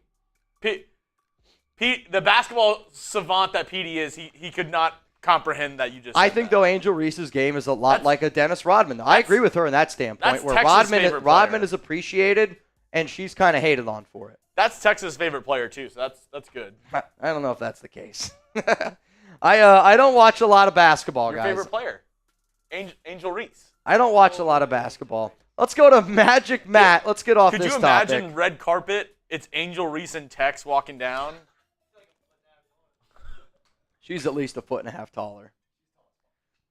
Though I wish she would bet me $100,000 to make a free throw. I'm sinking that piece. Why can't we trade Tay for some defensive talent and a pick? Because the Raiders aren't going to win anything this season. Where that's just the cold hard facts. What? Read Jordan's comment. Jordan's? Let's go, Mitch. I mean, Alex is more caramel, but I'm not afraid to admit it. Yeah, I think she's a beautiful woman. She is, dude. I know, I would look at her. She's probably what? How tall is she? She's 6 something. I'm not in the sixes. I know that. That's a fact. Dante, we're talking WNBA in a Raiders chat. We're so cooked. Which these are usually the conversations that we have on Thursday night football streams. So I'm glad that you guys are getting to enjoy it right now. I would say the only way that you're going to add defensive talent to this roster if he's an edge, but if it's an edge that you think could be a part of this team for a little bit longer than a one-year rental, I know people are talking about Hassan Reddick. The name that I'll continuously throw out is Azeez Ojulari, but the Giants are starting to win some games, and they got a little bit of mojo going right now, so I don't know if Azeez would be the number one. Call me Snags. I think I'm okay. I'm going to say there is a 0% chance that Alex is watching this show. Now, if Chuck rats on me, that's totally different. But Alex also knows, if he does, you just have to put him in the doghouse. Going in the doghouse. Chuck, though, also, big Angel Reese fan. What's up, fam? Started early today, huh? Any news on Davante? So the reason why we went live a little bit earlier today, and I've been saying it for about a week now, I was told by a source that the Raiders were going to trade Davante Adams on October 8th, Tuesday, today. I don't know if the firing of Robert Saleh puts a wrinkle in that today or if it's still going to end up happening today. But we decided to go live a little bit early. There was a lot of speculation around the firing of Saleh. Could that potentially impact, Davante going to the Jets? There's no impact whatsoever in the Jets firing Saleh and then bringing him Davante Adams. We kind of just been sitting around here hanging out, talking, shooting the shit, but in terms of Tay, no, there has been nothing that really came out today. Last night, some news broke from, and when I say news, but this is why it's important, again, to always look at rumors, stay in tap. It's why you should subscribe. It's why you should give me a follow on Instagram, Twitter, all that kind of good stuff, is because Kay Adams said, hey, Davante Adams canceled his appearance on my show on Tuesday, and then Aaron Rodgers canceled his appearance on the Pat McAfee show on today, so that's kind of weird. And then the Jets go out and they fire Robert Saleh, where that he didn't even know he was going to get fired. He walked into work today, and one of my friends who still works at the Jets, who I used to work with back in the day, was like, dude, it was one of the craziest scenes that he's ever seen. And if you haven't heard some of the stories, I mean, Saleh walked in and goes, and Woody apparently just fired him on the spot. Woody's saying that it was his decision and his decision only. Nobody influenced at all. But Woody talked to Aaron Rodgers last night, which that's been already a fact. And then Saleh went to go tell the players and go tell the coach that he'd just been fired. They told him no, that they weren't going to allow him, and they had to physically take him out of the Jets facility today. Like, that's craziness. The Raiders are a dysfunctional franchise right now. You can make an argument that the Jets, and I would even say the Browns, are more dysfunctional. Yeah. I mean, there's reasons why certain teams stay bad for as long as that they're bad for, and it's easy to talk about head coaches, this and that, players and that. It always starts at the top. At least the Raiders aren't good because they don't have a quarterback. What are the Jets and Jags excuses? Yeah. I mean, the Jags they paid $275 million for Gardner Minshew, a little bit better. I mean, it is which I do think OCs, all that kind of stuff, different. That can definitely make a change, but yeah, you're talking about teams that are paying a lot of money to their QBs, and they're not seeing a lot of results. Like the Bengals are a good team, but what? They're 1-4. They paid Joe Burrow all that money. Jamar Chase wants a brand new deal. We'll see. Though I will admit, from a selfish standpoint, like I want Davante to go to the Jets because I think that's the team where we're going to get the biggest return, or Buffalo. One of my buddies, he works for the Bills, and Davante's name obviously has been brought up a bunch there. I was kind of asking him, like, so what's the latest? And he's like, dude, I don't have any of that information. But there's also like that part of me that would love Davante to go to the Saints. Can you imagine that Week 17 game? Raiders against the Saints, Derek Carr and Davante against the Raiders? Dude, that would move mountains. Quite literally, that would move mountains. Let's go to God, family, and Raiders for life. Sent 20 for 2 spots. Mitch for Gabriel Ruiz. I got you. You were in the race. Unfortunately, did not win. Noah, Mitch, I know you're sick, but can I get a deal for having my jersey on? Maybe Chugs can have your back on this one, please. Don't necessarily have to include beer. All right, I'll make you guys a deal because when my mom called me this morning, and my mom worked in the medical field for about 40 years. And I don't know if y'all's moms are like this. Even my dad's pretty good with it as well. As soon as I got on the phone with my mom, it was like, hey, Mom, what's going on? I'm getting ready to walk into work right now. And she goes, are you sick? I mean, it was like, those were the only words that came out of my mouth. She goes, are you sick? I go, yeah, I'm not feeling great, but, checking in. She's like, make sure you drink a lot of liquid. Make sure you drink a lot of liquid. So here's my deal, Noah. Here's my deal to everyone out there, okay? Chugs has got his pimp boot. Every $100, I'll do a Chugs pimp boot. I don't know if there's any way I can get any more water. I'll be peeing a lot, and I think it'll be a good way to flush some of the crap that's in my system right now. But she's just like, make sure you drink lots of liquid. Lots of liquid, lots of liquid. So that's my deal. Every time somebody bangs here on today's show, I'll do something out of the Chugs pimp boot. I'll make sure I wash it and do all that kind of stuff. That way you don't get sick. Is that a deal? Is that a good enough deal for the nation out there? I'm not doing... The only reason why I will not drink today, and I mean that like I can't afford to do it, my dad's coming into town on Friday. He'll be in town Friday, Saturday, Sunday, which my dad wants to hang out on Sunday with us for game day. I said, if you really want to do it, you can. So my dad might be here on Sunday for when the Raiders and the Steelers play. But I got to get rid of whatever the hell I got right now. I got to get rid of it before he gets here on Friday. So I'm not going to be drinking any alcohol. Even like when I went out to dinner last night with Alex for her birthday, she was like, are you going to have a glass of wine? Are you going to have I usually when we go out, I'll get one old-fashioned because I like to try an old-fashioned at every single restaurant that I go to because that's my favorite drink. And I was like, nah, I can't do it. I just got to get some water. So that's the deal. That's the deal. Nabman. What's up, Nabman? What's up, Can't Get Right? I appreciate you guys tuning in. We got John. What type of offense does Philbin like to run?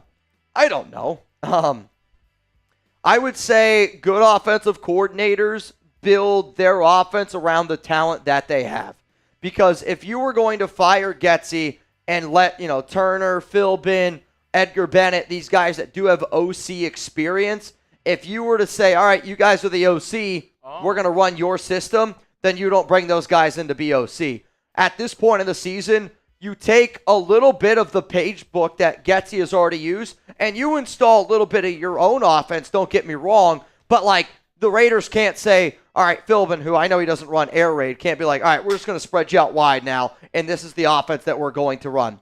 I would anticipate with the Raiders, I think that the best suited for Gardner would probably be more of like a West Coast style offense. I know you can't run the ball at all.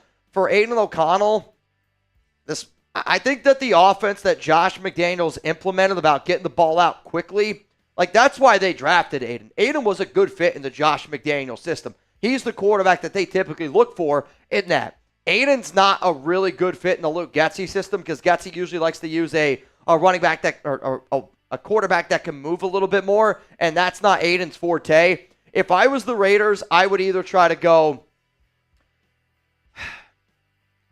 as conventional. I mean, if Aiden O'Connell is your quarterback, you have to go with a extremely simple playbook. He's a smart QB, but he can't really do a lot. So Philbin would have to build an offense around what the hell we got right now, which, again, it's not a lot.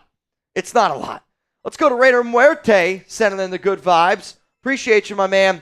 Anthony Green, Mitch, I was missing a dinosaur in that last race. How many did he? Because I saw he had multiple in there. I was going to say, Anthony had 2 in the duck race. Yeah. So, Anthony, I'm looking right now. If you sent in more than 2 spots. Yeah, Anthony, you had 2. The other one, though, might have just been buried. So, sometimes when we do that many races with that many dinosaurs or what have you, and I also say this, if you guys ever feel like, oh, hey, I didn't get something that I paid for or whatever, I hope that you guys have the ability, which that's what I want you to do. I want you to do exactly what Anthony did there and say, hey, man, I did this. I didn't end up getting it. How can we figure it out? Because the last thing I want somebody to do is to leave here upset about, them not getting a dino when then the next race that we do, how about this, Anthony? I'll make you a deal. We're going to do one more duck race here today, $20 to get in. Anthony, I got your first one. So, Anthony, you got to put one in, and I'll get the next one. We'll do a $20 Venmo here for a duck race. I will say this, the NFL has slowed down a little bit today. I know that I said that I'd stay live until 5. If nothing else happens right now, we'll stay live for, a little bit longer on today's show. But I'm not going to lie to y'all. I don't know what's going on with my body. I don't feel right. I don't feel right.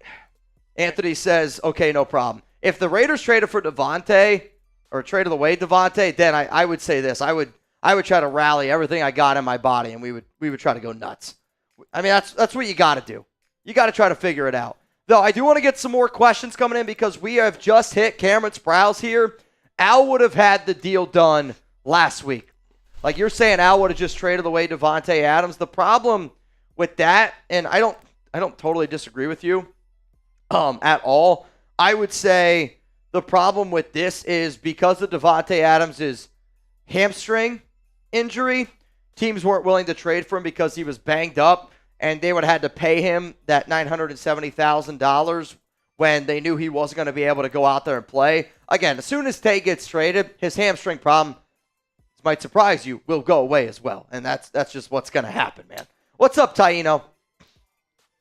James Palmer just said Saints pushing for Adams. The Saints are one of the teams that are pushing for Davante Adams. And I would say right now the top 5 teams for Tay are the New York Jets, the New Orleans Saints, the Buffalo Bills, the Pittsburgh Steelers, and Kansas City.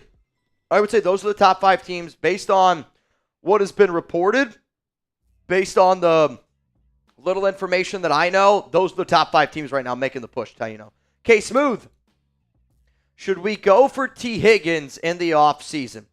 In the offseason, maybe, but that's actually another wide receiver that could potentially be traded this year. Like, he's not happy right now in Cincy, and he also knows that he wants to get paid. They haven't paid Jamar Chase. the Bengals are going to pay Jamar Chase way before they pay T. Higgins. And they're 1-4. You don't see many 1-4 teams start dishing out big-time deals. Yeah. If they did, it would be for Jamar Chase. I think T. Higgins is no doubt traded by the NFL trade deadline. Mm-hmm. I would be shocked. And quite frankly, if the Bengals are in the position that they're in right now, they'd be dumb not to trade him away. Like, I know that they're probably like, oh, we're going to get back into this. You're 1-4. If a 1-4 team had that same situation, it'd be goodbye T. Higgins. I mean, what team do you think even could use Higgins? I mean, he's a good player. Is he a top 15 receiver? Top 15? There's a lot of good receivers in the NFL.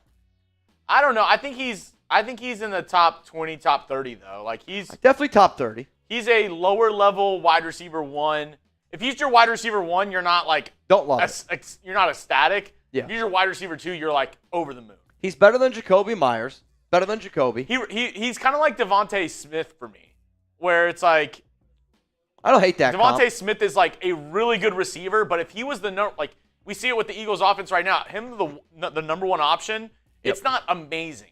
Like you need another guy next to him. Yeah, I'm trying to think of another like good comp for a receiver of that talent, that skill set. I'm going through all these teams like Stephon Diggs or T. Higgins.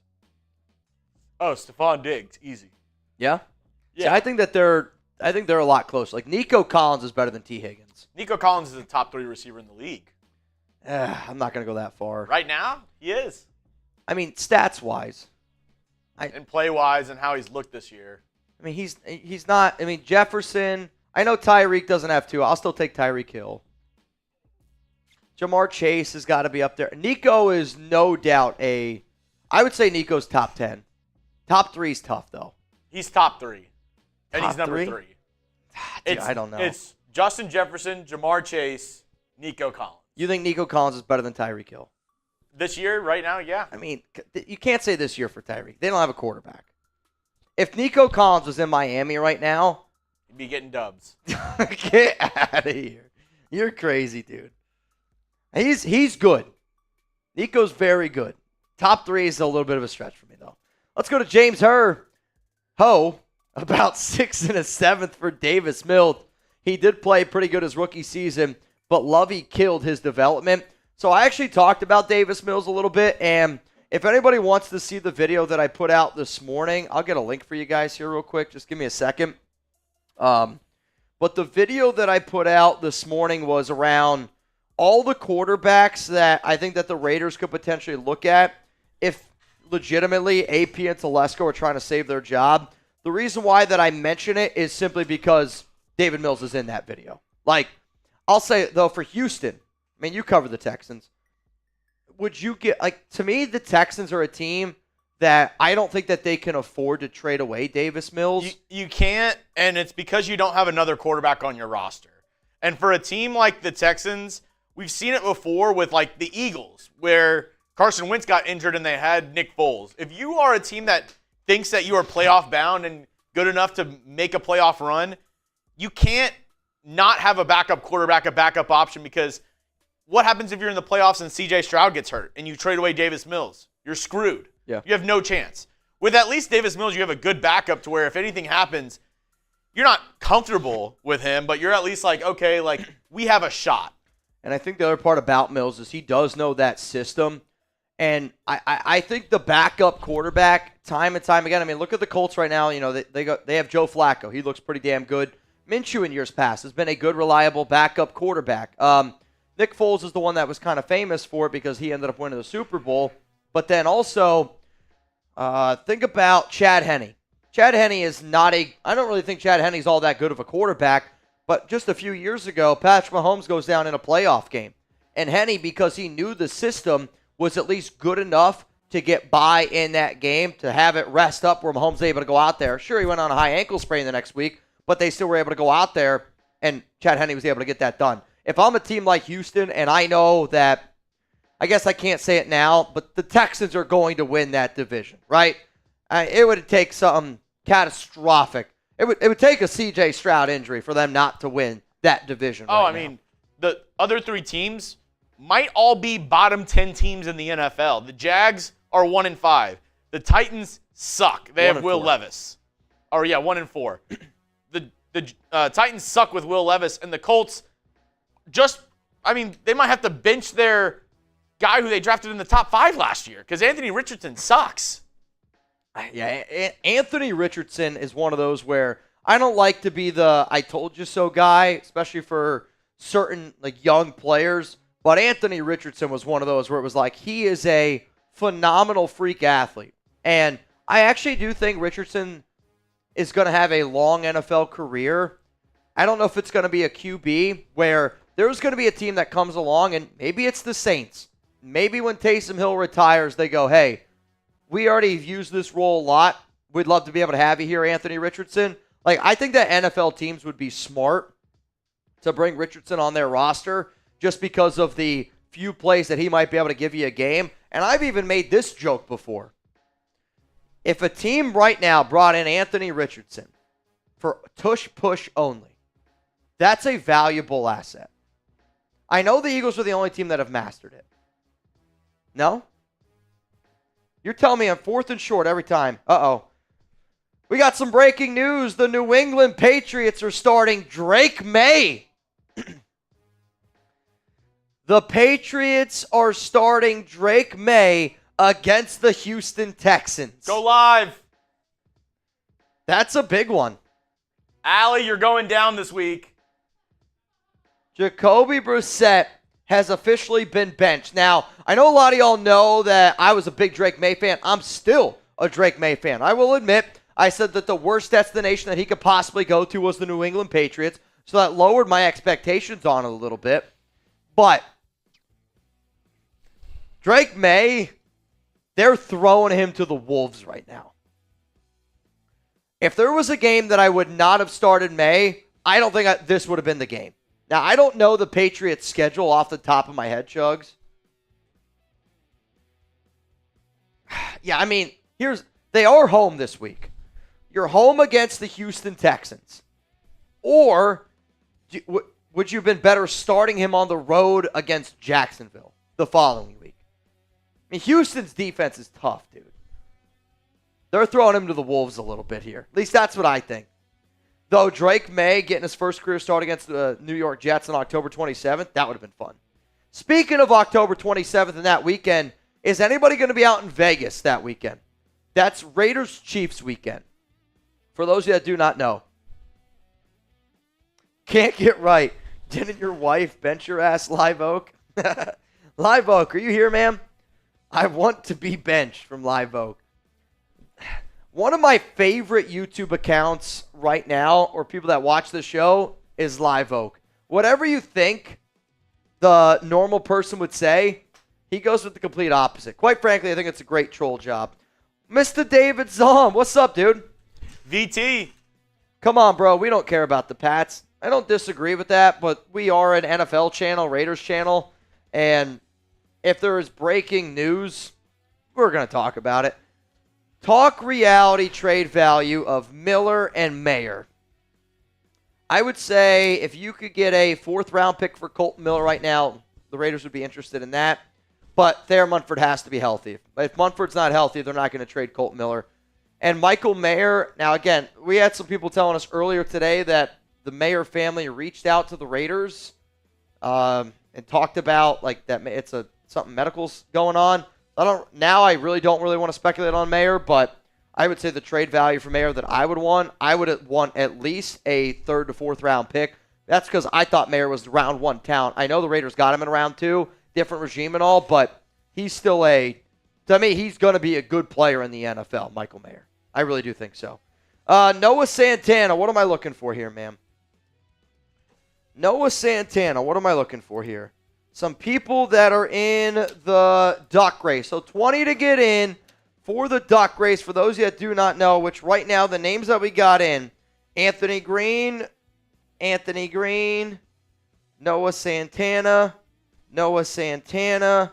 Charles G. So $20 Venmo right now, you would go home with $50. Chugs, let me go get a little bit more water. Let me go take a pee. And then when I get back, we'll stay live for a little bit longer. We'll answer a few more Raiders questions. And then if Davante doesn't end up getting traded today, it is what it is. But if he does end up getting dealt, we would come back and we would, go live. Here we go. We do also have a couple super chats that I can roll through really quick for us. Let's see. We have this one from Cameron. Tay for Tyreek straight up. Maybe a fourth as well. No, what? Dude. Yeah, I did hear Drake May is going to be starting this week up against the Houston Texans. Dude, she'd probably say if it's up, then it's up, then it's up, then it's up. That's what she'd probably say about that. Yeah, I don't think this trade happens, Cameron. The Dolphins are not trading Tyreek Hill for Davante Adams. Nick Sanchez, people need to stop saying trade Tay for a wide receiver. We don't need another wide receiver. Our receivers are actually talented. I disagree with this, Nick. Not that John. I'll find yours in a second, John. I didn't see it. How far back is it? Oh, no, I went to yours. John, we went to this one.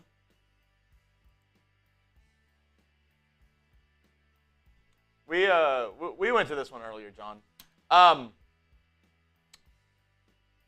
don't agree with this because if you trade away Davante Adams, now getting another wide receiver in a trade is going to be tough. But I don't love the receiver room without Davante Adams. You have Jacoby Myers, who's a wide receiver 2. Trey Tucker, who's unproven. You have, then who else? You have DJ Turner, Tyreek McAllister. All these guys are unproven. I don't like the receiving room without Davante Adams. Now, does it make sense to get another receiver after Davante Adams? No, not necessarily because you don't have a quarterback to throw them the ball. But I don't think the receiving room is set without Davante Adams. Like, if you just got rid of him,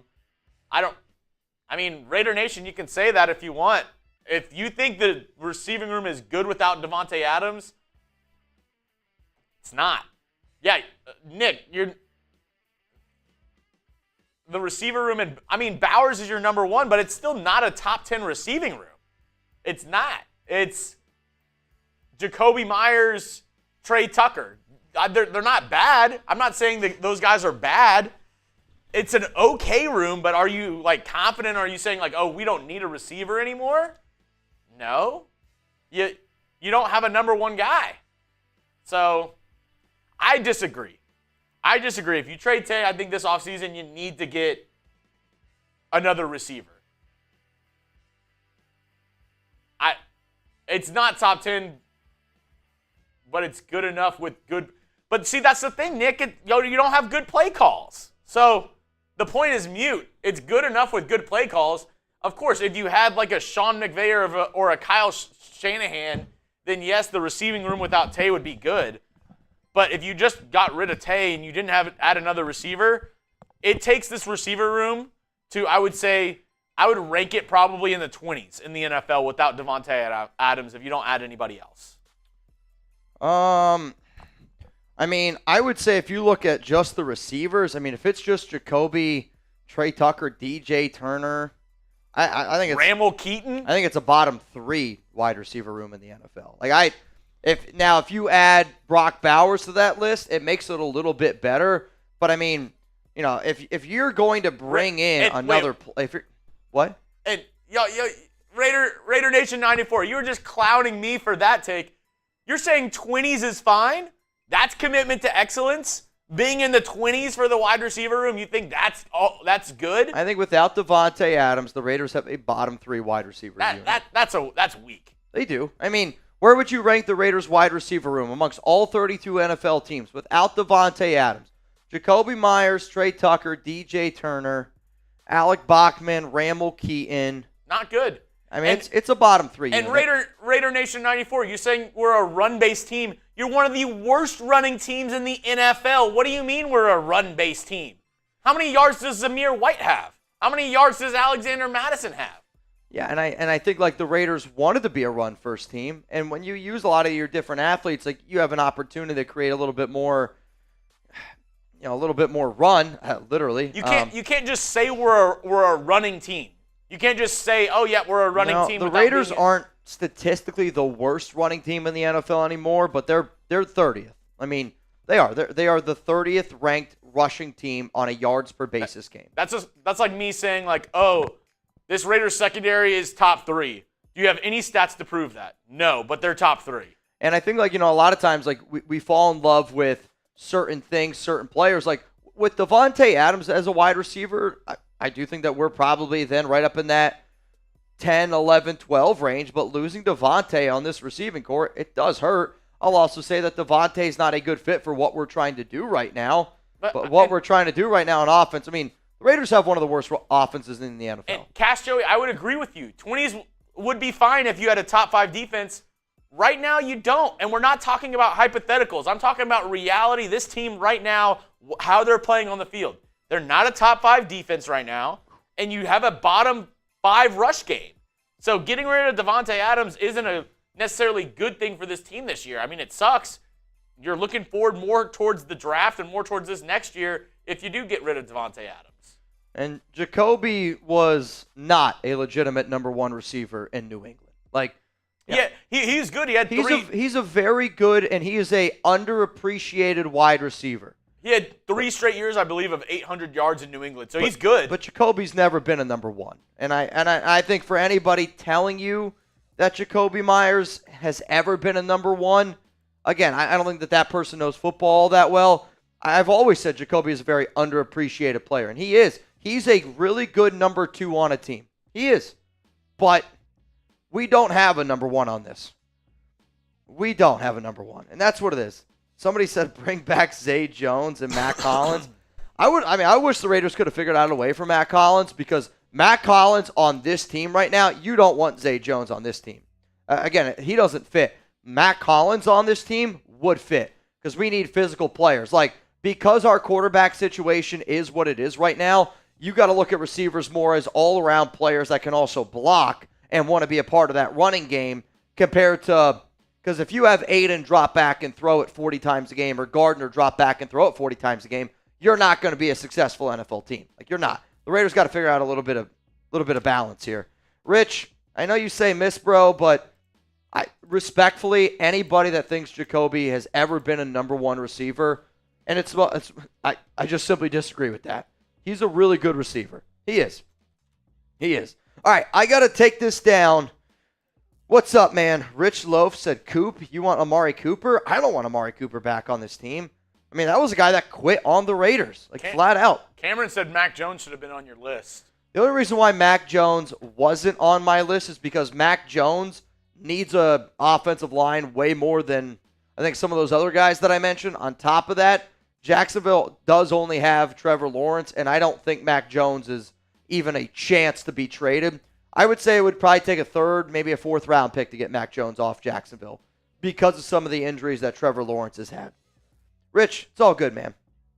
It's all good, man. You know what also is good? Noah Suavemente. Boy, what's up, Noah? Cheers to the man who has been the MVP this month. 14 bangs in the month of October. Justin Abgens in second with 11. Jerry Danley's got 5. Nabman's got 4. Nelly Fig, Cameron have 3. Patrick B, Isaac Hernandez, Ryan James, all in there with 2 bangs this season.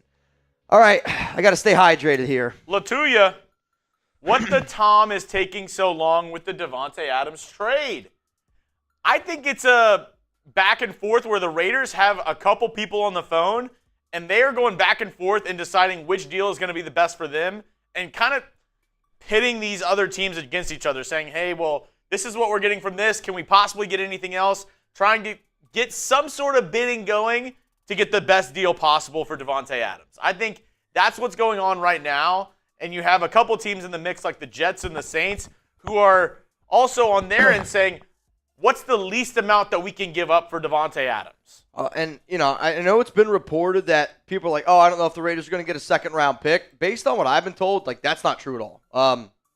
I was told that the Raiders have at least got one offer where a second-round pick is on the table. Now, I don't know anything else besides that, but what will help the Raiders in this situation is look at every single team that has been reportedly interested in Davante.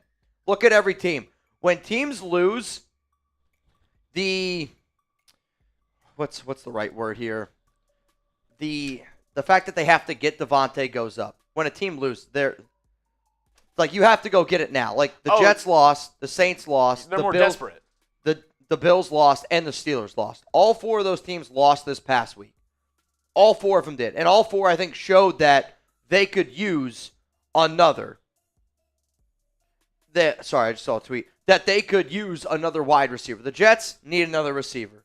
The Saints, I don't know if Davante is going to solve all their problems, but he's obviously going to help out with Derek Carr, and Derek's going to do everything in his power to try to get him to come there. But the sneaky team, I'm telling you, is Buffalo.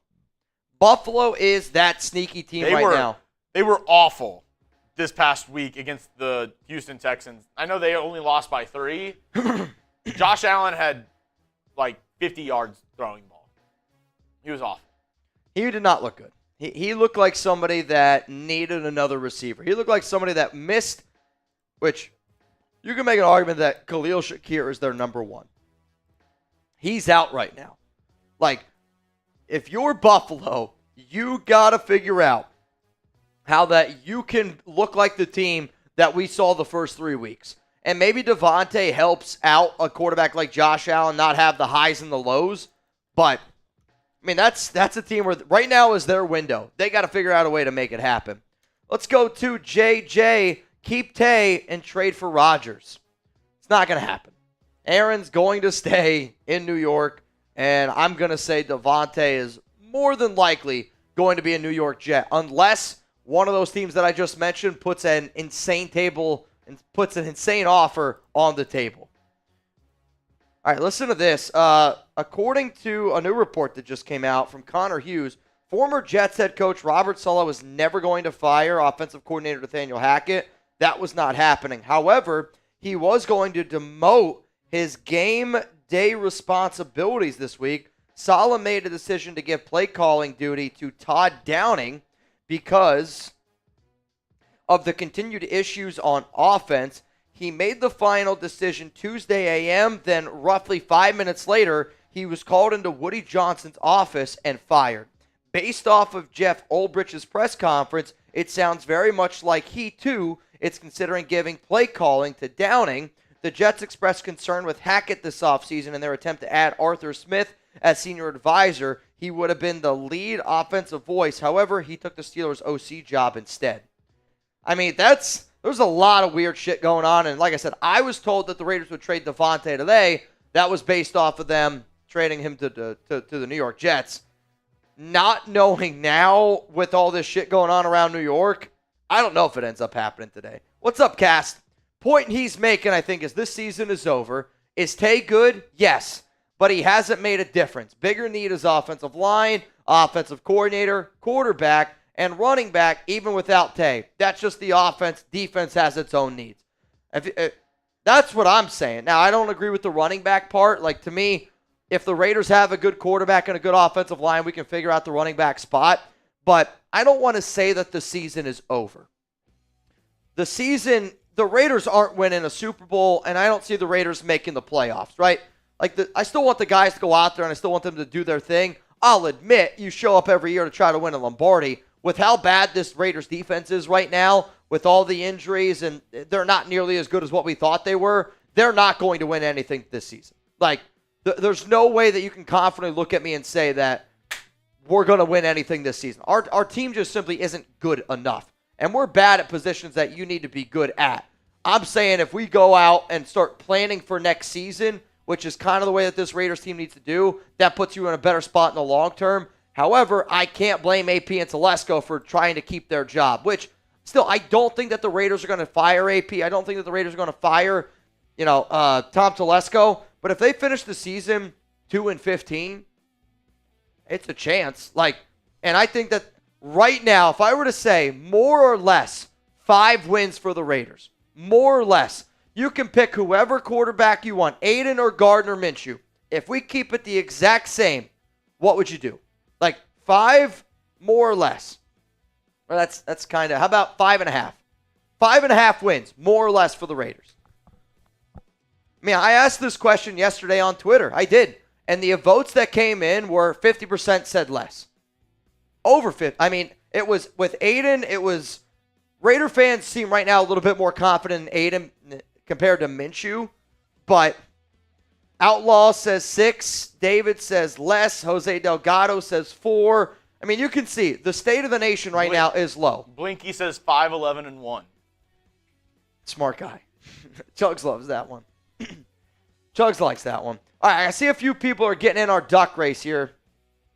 Chugs, did you lose my super chat? Next time, read my chat before calling or talking about the duck race. From John? Here, we did read it. Yeah, I thought we did read that one. If 3-way goes down and we get Penix, I want Genty in the first round because our run game is poop. I know Genty is a hell of a back, but I think he could potentially go in the top 10. We need an offensive line before we need a running back, though. Yeah. If you put him behind this offensive line right now, he would be good. He would be good still, but not what you want in a running back in round 1. I thought we had read it. I don't know if we did. I know I didn't see it. Maybe it happened while I was gone. Some of the names that I see in right now are James Mitchell. Where does Robert Saleh go? My guess is I think he goes back to San Francisco. They're struggling right now, and I think they could use it. Philip Boger, you, sir, are in.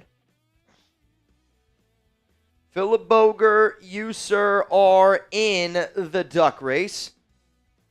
Noah Santana, when will we see Dylan Laube? The Raiders are so afraid to put Laube in a game right now, guys, that I don't know if it happens anytime soon. And I say that because there was so much hype around Laube this offseason, and I know that a lot of us were excited, but I was told by someone that they are concerned about Laube's just ability to be able to translate to the NFL. And the fumble was bad in the preseason. Yes, I get it. And I know that there, again, a lot of excitement. I think some of that excitement was stirred up by just like the Raiders media, by just like the Raiders players in general. The team loves Laube. Like, he is a really, really good dude. He's a very outgoing person, but in terms of seeing him in action, I don't know if that's going to happen anytime soon. I don't know if it happens at all this season. I really don't. I don't know if he gets a single touch this season. Cass Joey, we're not a playoff caliber team, even in the inconsistency around the NFL. So to me, it's over. I hear you in that. That's kind of my mindset of why I'm like, doesn't really matter what we do this season. Let's plan for next season. We do need to plan ahead. We should fire Getsy for sure now and see what somebody else can do. I think 6. 6 is a good number. The only thing that I'll say, Cass, and to me, if I'm the Raiders here before you fire Luke Getsy, and this is coming from me, somebody who I think is like the head of the we got to move on from Luke Getsy train.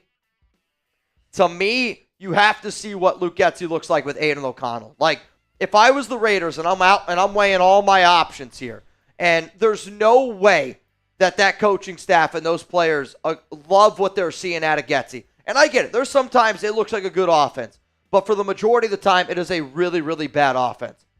So to me, you got to start Aiden for. If it was up to me, I'd start Aiden this week against Pittsburgh. You see what he looks like, see what the offense looks like with an entire week when you let somebody else get in there and prep. And maybe you give Aiden 2-3 weeks with Luke Getsy, see what it looks like. If the offense looks the exact same as it does with Minshew, and I think it's going to look the exact same, if not a little bit worse, than it did with Minshew, I hope I'm wrong. I hope Aiden makes me eat crow. There'd be nothing happier than me to say, well, Aiden O'Connell's good enough to help us win some football games, because I don't want to do this show, because no matter what, I will do this show as often as I'm doing it right now, even if the Raiders don't win a game for the rest of the season. It's my job, but it's also like what I enjoy doing, and I'm going to continue to enjoy doing it. But you have to weigh out all options. So if the Raiders roll with Aiden O'Connell and it's still bad, then like that's where you got to go. All right, yeah, let's keep on moving here. Let's push forward till the next season. And that's where I think that the Raiders could potentially do. Let's look now at some of these top Davante destinations. This was according to Diana Rossini, and this is in an article I want to say that she put out on Monday morning. These were the 5 teams that she linked to Davante the closest. It was the Jets, the Saints, the Bills, the Steelers, and the Chiefs. These were the 5 teams. So we're still kind of waiting around here a little bit to see if anything happens. It is now 4 p.m. Eastern time, so here's what I'm going to do. I'm going to put 30 minutes on the clock here, okay? 30 minutes on the clock, we're going to stay live. If the Davante trade does not happen in the next 30 minutes, I'm probably going to skedaddle on out of here. Now, obviously, if the trade does end up going down, I will be back. But I'm just telling y'all, I'm a little bit sick today, and I don't feel great right now. So I want to be able to save some of my energy just in case that trade does go down. Because if the trade does go down, I mean, you guys are stuck with me for probably a few hours. Chazzers, Minshew picked a Getsy and ate it. Guy's a booger. It was a rough day for Minshew. I would actually be curious to know if he did actually like pick a booger and eat it. I know what the video looks like. I know it looks bad, and I get it. It looks bad. The only thing that I can possibly think of is like there's times all the time like I'll go like this. I do it all the time. My nose itches or whatever. Well, it does. I mean, don't get me wrong. There's been times I've picked boogers out of my nose on the show. What? You flick them. Right? I mean, there's just nothing but boogers near my feet. But then there's the other part is like I also have a mustache where, you know, if you go like this, I'm not eating anything. I'm just touching my mustache. I hope that it's one of those situations because for the day that Minshew had, and then on top of that video, that's a tough look, dude. It's a tough look, no doubt about it. Who ends up trading for Davante Adams? Let us know down in the comment section. We still got over 1,000 people tuned in right now to the Raiders Report, which, believe me when I tell you this, it is greatly, greatly appreciated. Yeah, Jesse, I hear you, right? You got to flick them, which I don't have a problem with an adult picking their nose. I'll tell you that right now. Like, I actually would compare it to shower or peeing in the shower. I think every adult at one point or another, like during a week, if you got a booger in your nose and there's not a tissue around, pick it, flick it, get rid of it, go wash your hands. Easy. I'm not eating a booger. I mean, how much for you to eat a booger live on the camera right now? It's a safe cop-out. It's a safe cop-out. Right? I mean, you got to get rid of it. Zon, what you going to do? Snot rockets. I will say, people that like, so I can't do that. I'm also very cautious when I have to get rid of my boogers in my nose because I get bloody noses all the time. Like this time of the year for me, I'm going to say I average. Your time of the month. Time of the year. I average probably 2 bloody noses a week this time of the year. Yeah. It's bad sometimes. I got a horrific one the other day. It was no bueno. Actually, one of Alex's like most embarrassing stories of me was I had a bloody nose on Alex when her and I were trying to be intimate about 6 years ago. You got to really hop back into that time machine. And I mean, we're fine now. We made it. I mean, did you like it? Nope. I was on top, and let's just say it hit her forehead. And that was the look she gave me, how open her eyes were. She was like, did that just happen? And in my mind, I mean, this is like right when I first met Alex. Are you a vampire? We weren't even dating yet. I mean, this is way, way back. And in my mind, I was like, if she can handle that, she's a real one. You know what I mean? That's wild. Nah, I can't do that either, haha. Can't do it. There's too many bloody noses, man. I will say this. I've always been somebody that does a really good job of being able to stay awake. I'm a morning person. I do have a lot of caffeine, don't get me wrong, but my nose, I've had like 3 or 4 nose surgeries, just like my blood vessels are too high or too close to the surface of my nose. So you got to get it cauterized. They go in there, they fry them up. I've had that done a few times. Chazzers, told y'all we should have signed Lizzo. I mean, shit. Right now, defensive tackle, maybe even fullback, get her in for the tush push. You're good. You're picking up a first down. No doubt. Thugador, what felt better for you? beating Dallas on Thanksgiving or beating Kansas City on Christmas? Ah, man, that's a hell of a question. So, my fiance is a Cowboys fan, for those that do not know. Legitimately, I'll probably say when the Raiders beat the Cowboys on Thanksgiving. And I say that because I live down here in the Dallas area. So I was able to just walk around. Like, I wore so much Raiders stuff that week, like even more than I usually do. My dad was also in town that weekend. So for those that don't know, like, Tom was in the other studio. My dad came to visit me that weekend. So him and I got to celebrate a little bit more. The Chiefs game was incredible. Don't get me wrong. But I went home on Christmas night, obviously. And Alex's mom has never seen me after a Raiders game. And she was just so, like, genuinely concerned for, like, my well-being. Because, I mean, you guys see what it's like sometimes on game day. I go home and I'm pretty banged up.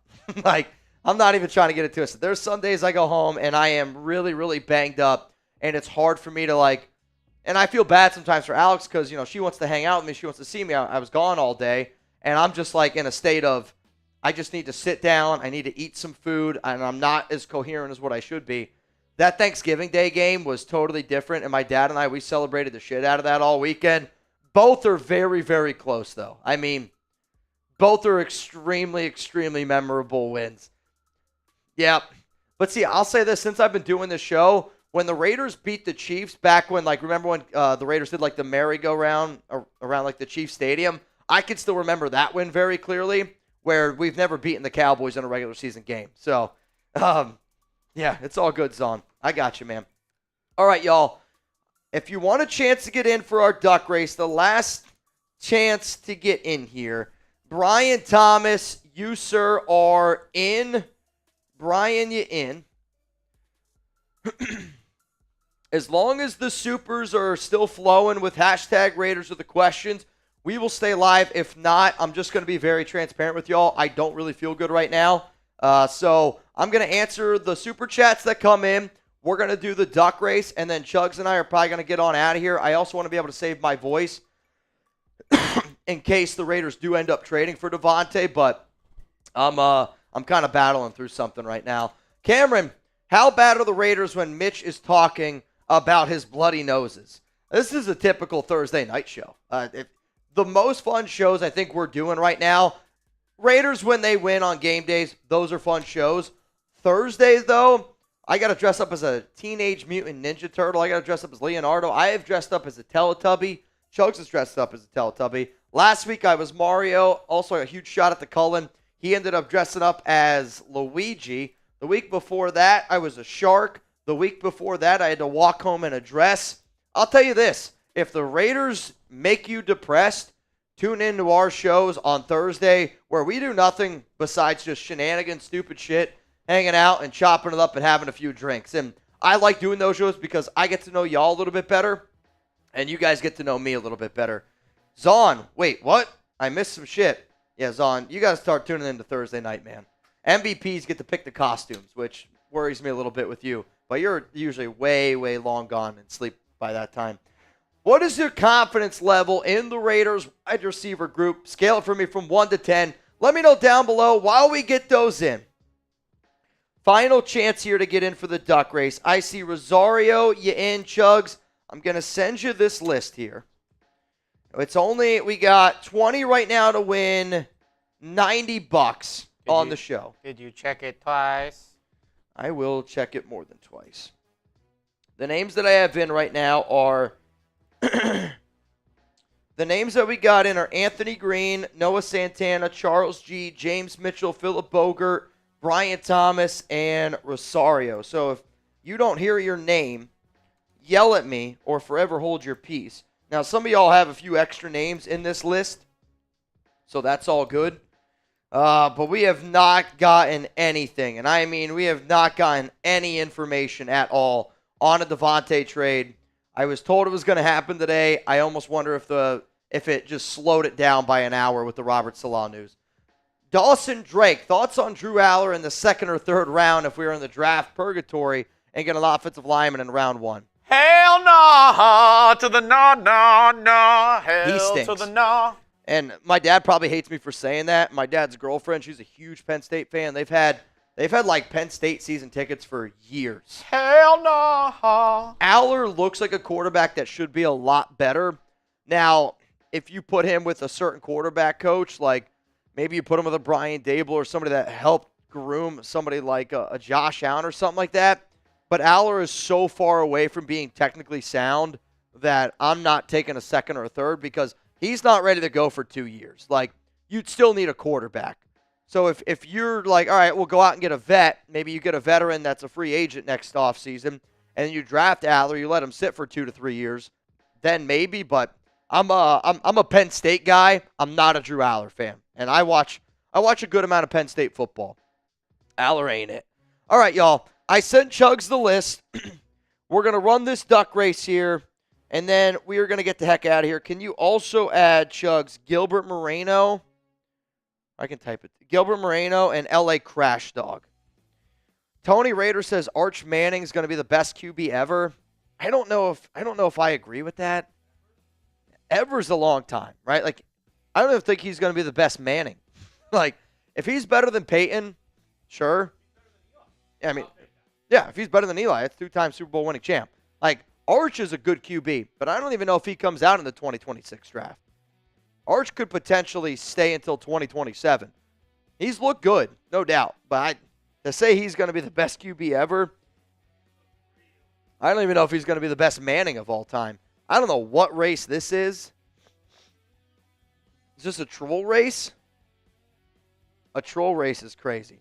Winner of this race going home with $110 here on the Raiders Report. I'm going to refresh my phone one more time. We don't have any internet? All right, we're good. Let's run it. 3, 2, 1. Let's run it. We got a troll race. We got a troll race here. Oh, look who's in the chat. Lube Gehrig. Lube Gehrig. What a name. What a name. Crash Dog, you're falling back a little bit. It's probably all that hair. Anthony Green right now, running the strong race. I'm going to put a bet down that the winner of this one, Gil Moreno's in a good spot. I think Byron, is that Byron? Is that what that says? Brian Thomas, that's my pick. You can't even see Brian right now. He's see where the Noah Santanas are there down at the bottom? He's lurking. He's just going to hit the nos here, which this is a scary race. I think out of all the races we've done, this one would terrify me the most if I was at the finish line. You're just standing there waiting to see who wins. Dude, Anthony Green coming up strong here. Noah Santana, this is going to come down to the wire. No, it's not. Anthony Green. Anthony Green with the dub. Mr. Green, can you please confirm that you just received $110 here on the Raiders Report? Somebody said do a mock draft for 2025. You're not the first person to ask for mock drafts already, which I don't know. Knowing our luck, the moment that I sign off here, and I mean the moment I sign off, Davante will probably be traded, knowing my luck. We'll see what ends up happening. Anthony says he just got it. So here's what's going to happen. I'm going to get out of here. I appreciate all y'all for tuning in. I'm sorry that I don't feel good right now. I want to just get some liquid in me. My voice, I feel like I'm losing it a little bit. And when the Raiders do ultimately end up trading for Davante, I will be live on this show, even if it's late tonight, if it's 5 minutes after we end this bad boy. So make sure you're subscribed. Make sure those notifications are turned on. Noah, Mitch, love to be here with you. But you sick man, go home, enjoy the Mets win tonight. You can sleep. Well, I still got to stay at work. I got a few other little odds and ends that I have to get done today, no doubt about it. I'm hoping that the Mets can get a win. I will 100% be rooting for the Dodgers, just specifically for you there, Noah. Cameron, what teams have the most draft capital? Maybe trade Tay to one of them. I think for the Raiders, it's not so much looking for the most draft capital. It's which team's willing to give you the most. And I think the Jets are an interesting team, again, because they got 2 third-round picks. And you got to look at those teams that want to get the most out of this season, teams that are in that win-now mode. And it to me, I would say that there is it's Jets number 1. Number 2's the Saints. 3's the Bills. 4's the Steelers. 5, I don't even want to say the Chiefs, but they're a team that continuously is calling the Raiders. I know that. I'm a little bit worried that she could. All right, y'all. I'm getting out of here again. Shout out to all y'all for pulling up today. Subscribe. Turn those notifications on because I don't want you to miss it when the Raiders do ultimately end up trading Davante Adams.